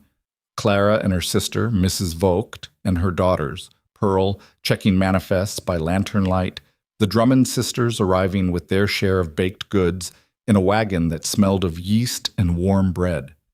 Ida Marsh came herself, which Eliza hadn't expected, riding a mule that looked as practical and unhurried as she did, with her crates of hardtack strapped and covered. Gideon and Teo and Webb and Roy loaded. Eliza checked. Pearl counted. At 4:30 in the morning, with the stars still out and the October air cold enough to see your breath, they had 3 fully loaded wagons and a manifest that matched every item on Aldridge's supplementary order. All of it? Gideon said. Pearl looked at her manifest. All of it, she said. Eliza stood in the yard in the dark with her lantern, looking at the wagons. 3 wagons, loaded high, covered in canvas against the morning chill, representing 3 weeks of work by a dozen women and 4 ranch hands and a miller 40 miles east, and a man whose father had told him that people like Blackwell always won. Let's go, she said.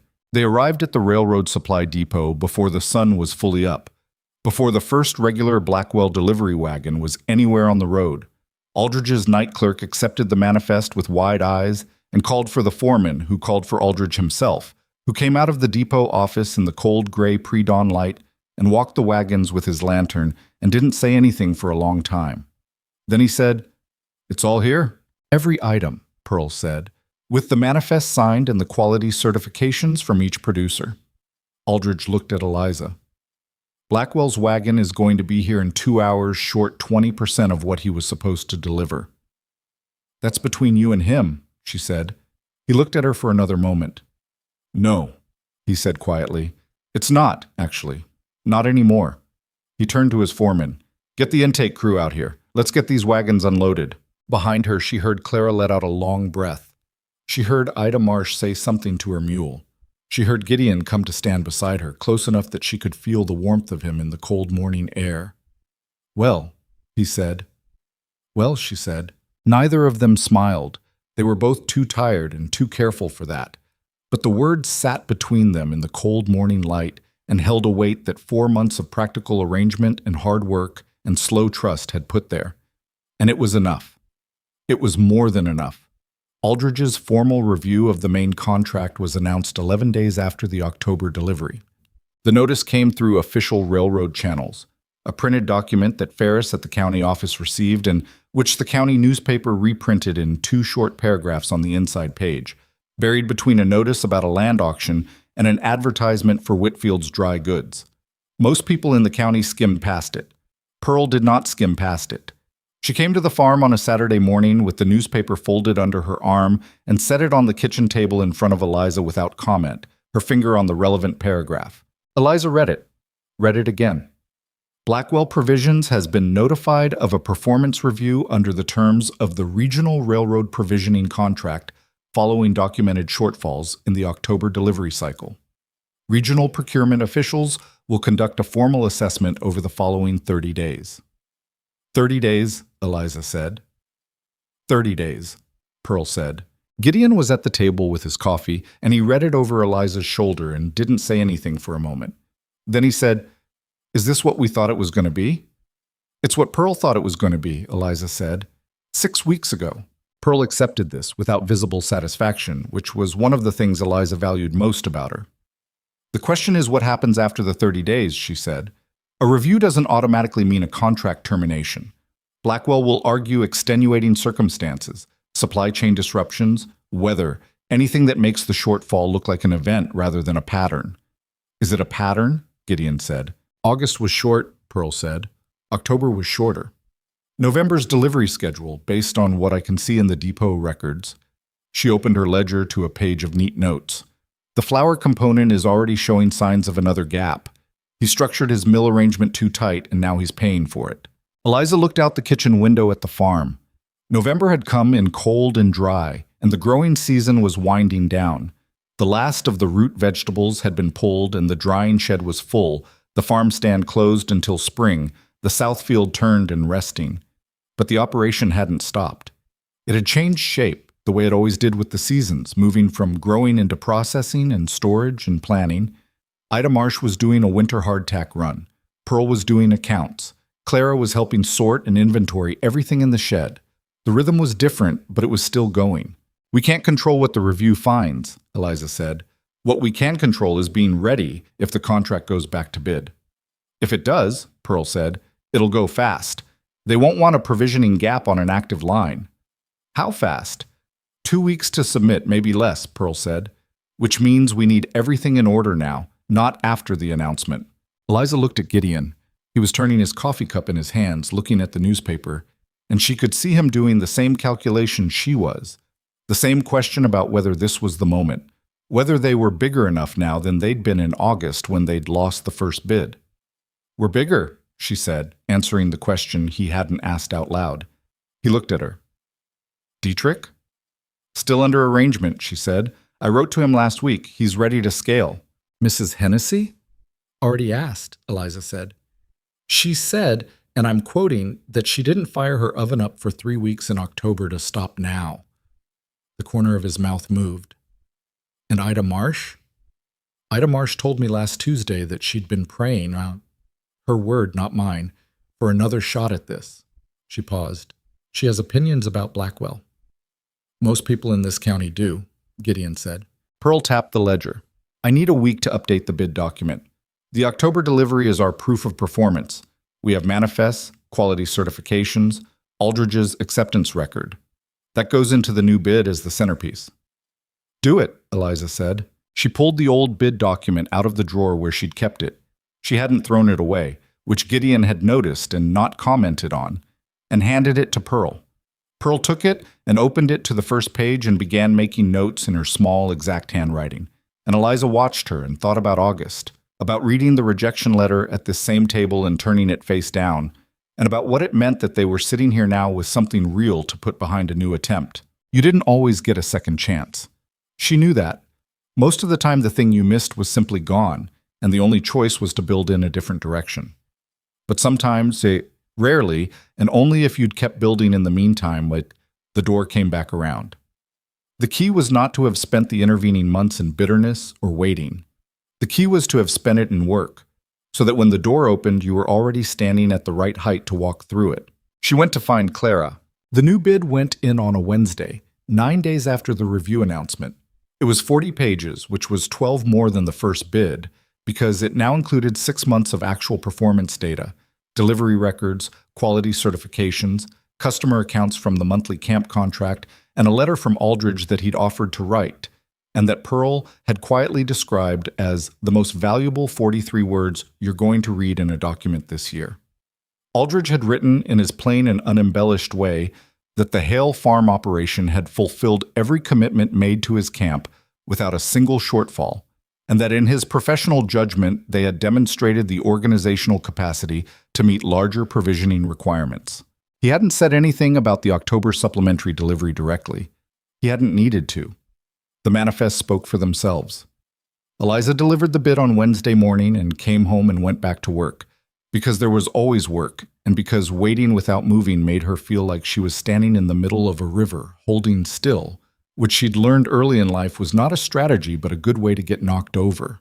Blackwell's response to the review came through channels she only heard about secondhand, through Nora, through Clara's network, through the particular way news moved in a county where everyone knew everyone's business, even when they pretended not to.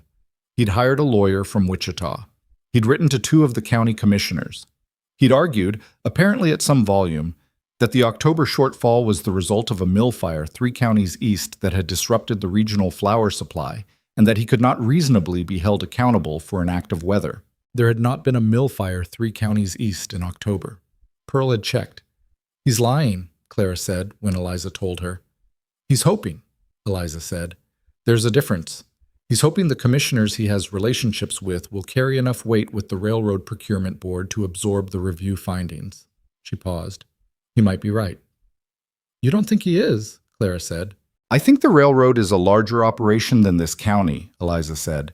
"I think railroad procurement officers answer to people in Chicago and St. Louis who have never met Horace Blackwell and don't care about his relationships with county commissioners.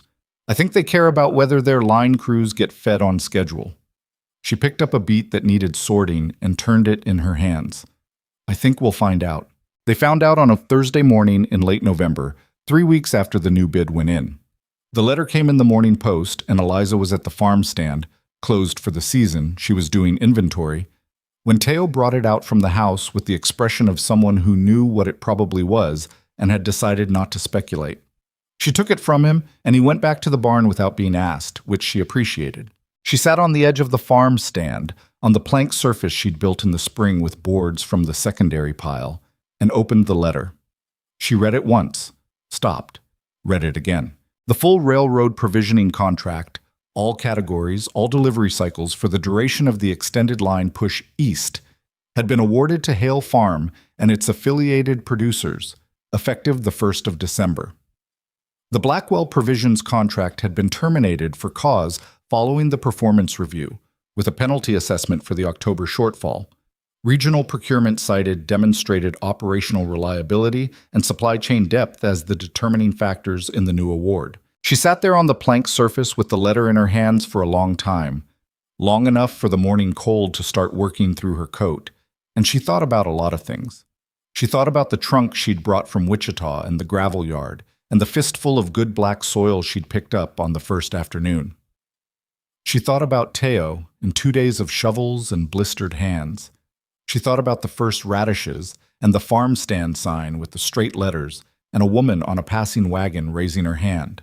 She thought about Pearl counting manifests by lantern light at 4:30 in the morning, and Ida Marsh riding her mule in the dark, and Mrs. Hennessy running her oven for 6 days straight without a word of complaint.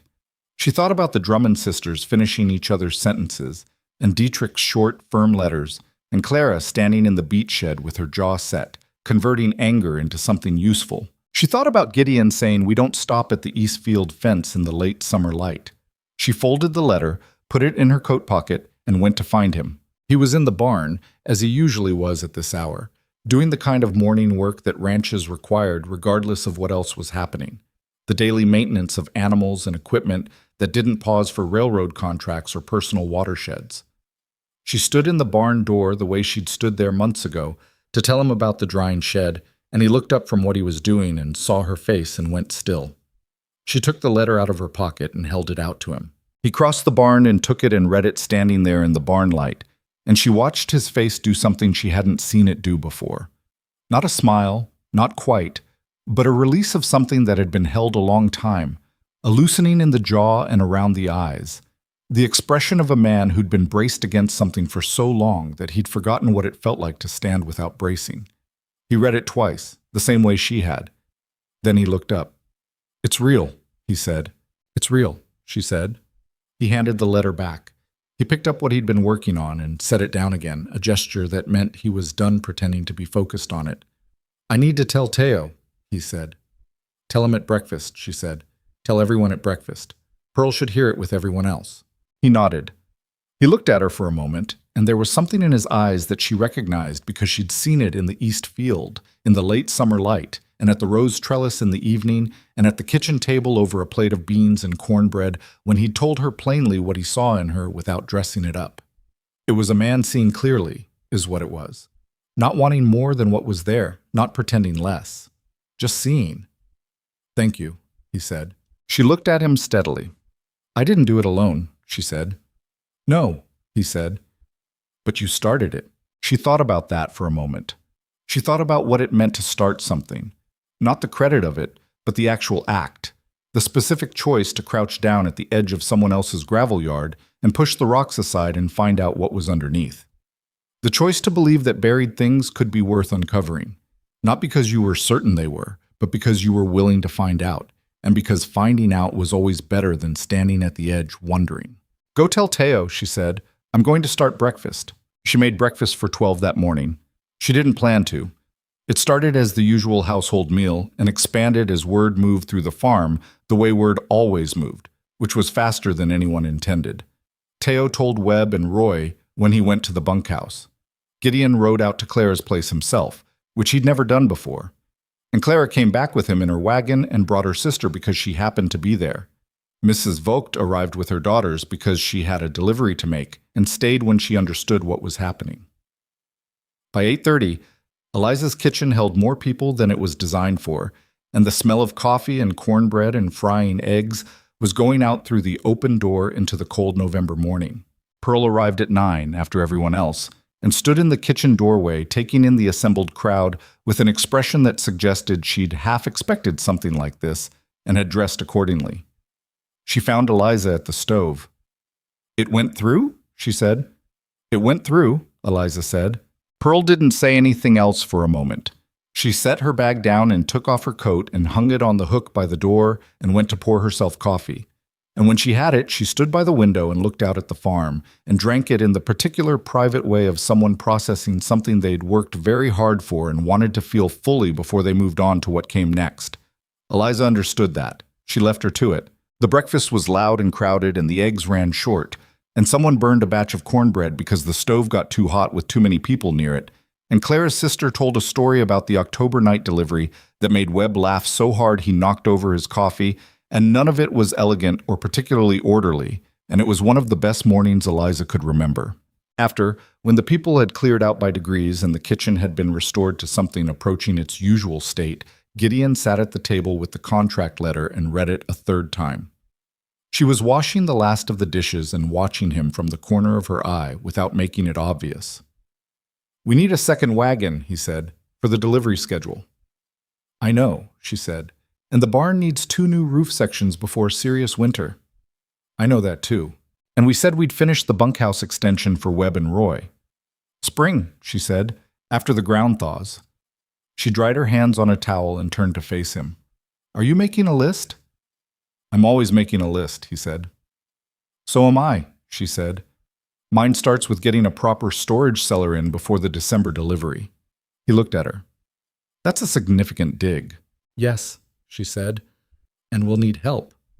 But I want it done right, deep enough to keep the root vegetables through hard cold, and wide enough to stage the delivery load so we're not scrambling the night before." He was quiet for a moment, looking at her with that look she'd come to know, the one that was measuring something and finding it not wanting. "All right," he said. "I'll ask Roy. He's good with a spade." "He's good with a lot of things if you give him something specific to do," she said.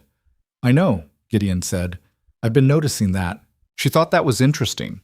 Not the observation itself, but that he was making it, that he was paying attention to the people around him in a way that was different from how he'd been in the spring.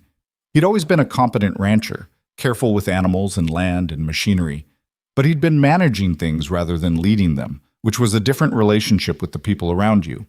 He was changing that slowly, in the way he changed most things, without announcing it, without making it a moment, just by doing it differently one day, and then continuing to do it differently. She'd been changing too, and she knew it, though she was less sure of the exact shape of it. She'd come to Kansas with the idea of herself as someone who worked alone. Not because she preferred it, but because that had been the condition of her life for long enough that it had become her assumption. She was capable. She didn't need much. She could build something out of almost nothing if you gave her land in a reasonable season. What she hadn't expected was what it felt like to build it with people. Not for people, not despite people, but genuinely with them. The way a structure is stronger for having more load-bearing points, the way a harvest is more reliable when 5 different hands have had a stake in the planting. She'd known the theory of it. She hadn't felt it the way she felt it now, standing in a kitchen that 12 people had crowded into on a November morning because something worth celebrating had happened, and all of them had had a part in making it happen. That was not a thing you planned for. That was a thing you arrived at by accident while you were busy doing something else. December came in with a hard freeze that cracked 2 of the fence posts on the south line and killed the last of the herb garden that hadn't been brought in yet. And there was a week of genuine scramble to get everything in order before the first delivery on the new contract. The cellar got dug. Roy turned out to be exceptional with a spade, as she'd suspected, and lined and stocked, and Dietrich's first large delivery came in 2 days early, which was the best possible kind of surprise. Mrs. Hennessy managed the baking coordination across the 3 producers with an organizational precision that impressed even Pearl, who was not easily impressed. Ida Marsh delivered her hardtack in person again, on the same practical mule, in the cold pre-dawn of delivery morning. "You didn't have to come yourself," Eliza told her. "I wanted to see it loaded," Ida said. "I've been making this hardtack for 30 years, and I've never seen it go out in a load this size." She watched Teo and Webb stack her crates onto the wagon. "My mother would have found this extremely satisfying." "So do I," Eliza said. The delivery went without a problem. All of it. The manifest matched. The quality certifications were in order. The wagon arrived at the depot with an hour to spare, and Aldridge's foreman signed off on the intake without flagging a single item. On the way back, with the empty wagons and the cold December air and the sun coming up over the flat Kansas landscape, Eliza sat on the wagon seat beside Gideon and didn't say anything for a long time. And he didn't either, and the silence was the comfortable kind, which was something she hadn't thought she'd have with this man when she'd arrived in April with a trunk and a seed catalog, and no particular expectations. Blackwell's name came up less and less after the contract award. He didn't disappear. Men like him rarely did. They simply contracted, pulled back to their core operations, and waited for circumstances to shift in their favor again. His flour supply business continued. His dry goods arrangements continued. But the regional railroad provisioning was gone, and with it a significant portion of his leverage over county commerce, and people who'd been cautious about crossing him found themselves reassessing that caution when they saw that it was possible to do so and survive. Pearl told her, in February, that 2 small operations in the county had started independent farm stands of their own, citing the Hale Farm as their model. She told it without particular editorial comment, just as information, but Eliza understood what it meant. A thing that gets done once stops being impossible. A path that gets walked becomes a road. Not every road was the same road, not every operation would be the Hale Farm, but the point was never to be the only one doing something. The point was to do it well enough that other people could see how. Spring came back around the way it always did. Indifferent to everything that had happened in the 9 months since Eliza had first crouched at the edge of a gravel yard and pushed the rocks aside with 2 fingers. The ground thawed. The south field needed turning. The seed catalog she'd brought from Wichita, the original one, worn at the spine now from a winter of being referenced, got a second round of dog-eared pages. She was at the rose trellis on a Sunday morning in March, checking the new growth, when Gideon came around the corner of the house. He did this sometimes. Followed her, not deliberately, just that they developed an orbit around the same property in the same hours, and it brought them to the same places. She'd stopped being startled by it. The trellis had come back fully, not the way it had been. The new growth was different from the old canes, younger and more branching, less shaped by whatever hand had trained it before. But it was vigorous. It had put out 8 new canes over the winter, and they had hardened well, and in another few weeks there would be buds. Gideon crouched beside her and looked at it, the way he'd looked at it in the fall. "It's going to bloom this year," she said. "Yes," he said. "I want to put in a second trellis," she said, "on the west side of the porch. Match it." He looked at the trellis, then at the west side of the porch, assessing the structural question the way he always assessed structural questions. "I can put in the frame this week," he said, "if you have a cutting." "I'll take one in April," she said. "After the first real growth?" "That's a long time to wait for a rose," he said. "Good things grow slow," she said. "I've noticed that this year." He looked at her. She was still crouched at the trellis, running her thumb along the new cane growth, feeling where it was firm and where it still had some give. When she looked up, he was watching her with the clear, unguarded expression she'd only been seeing from him for a few months, the one that had come out gradually, the way the new rose canes had come out, Not all at once, but steadily, one honest thing at a time. "Eliza," he said. "Yes," she said. "I'm glad you answered the advertisement," he said. It was, she thought, the most he'd ever said about it. Not the longest speech, but the heaviest one, carrying in it everything that hadn't been said in the spring when they'd stood in this yard on opposite sides of a practical arrangement and sized each other up like two people calculating whether a business deal was going to hold. It carried the gravel and the radishes and the first hard conversation at breakfast. It carried the October morning in the dark with 3 loaded wagons and all those women's hands. It carried the specific weight of 2 people who'd expected nothing from each other and had been surprised by what they'd built instead. She stood up. "I'm glad I answered it too," she said. He nodded, and she could see that he'd accept that. Not because it was all there was to say, but because between 2 people who'd learned to hear what was behind the plain words, it was enough. They stood together at the trellis in the March light, and the farm was around them in its early spring state.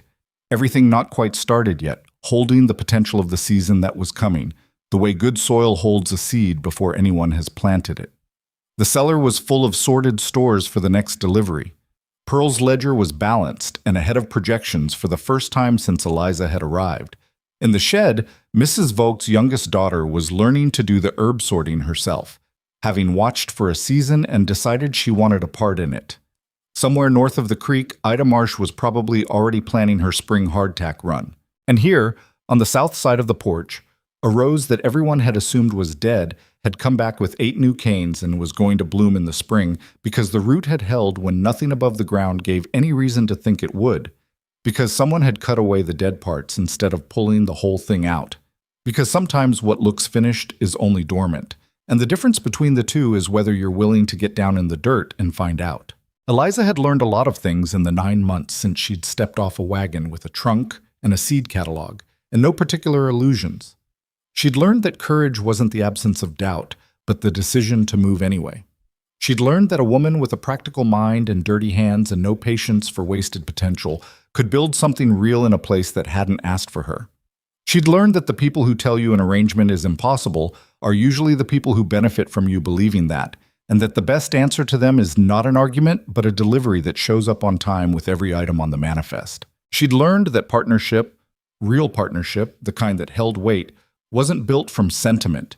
It was built from showing up in the cold at 2 in the morning and doing the work and trusting that the person beside you would do the same over and over until the trust stopped being a question and became simply a fact of how things were. She had not expected to find that here, but she had found it in a man who kept his fences straight and his grief locked in and his heart braced against everything, and who had slowly, over the course of one extraordinary season, learned to unclench. The ranch was theirs, not hers, not his. Theirs, in the fullest sense of the word, which was something neither of them had been looking for when they'd made a practical arrangement on a Wednesday afternoon with a thin-necked reverend and a small cake nobody mentioned directly. "Come inside," Gideon said. "Coffee's on." "In a minute," she said. He went. She stayed at the trellis one moment longer, her hand on the new cane, feeling the solid live wood of it under her palm. And she thought, this is what it looks like. Not the dramatic version, not the version that makes a good story from the outside, all resolution and clarity and everything in its place.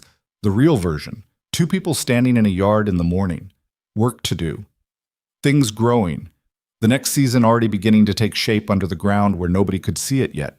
She let go of the cane and followed him inside. The coffee was hot, and the kitchen was warm, and through the window the March light was coming in long and pale across the table, and outside the Hale farm was waiting, the way it always was, for whoever was willing to tend it.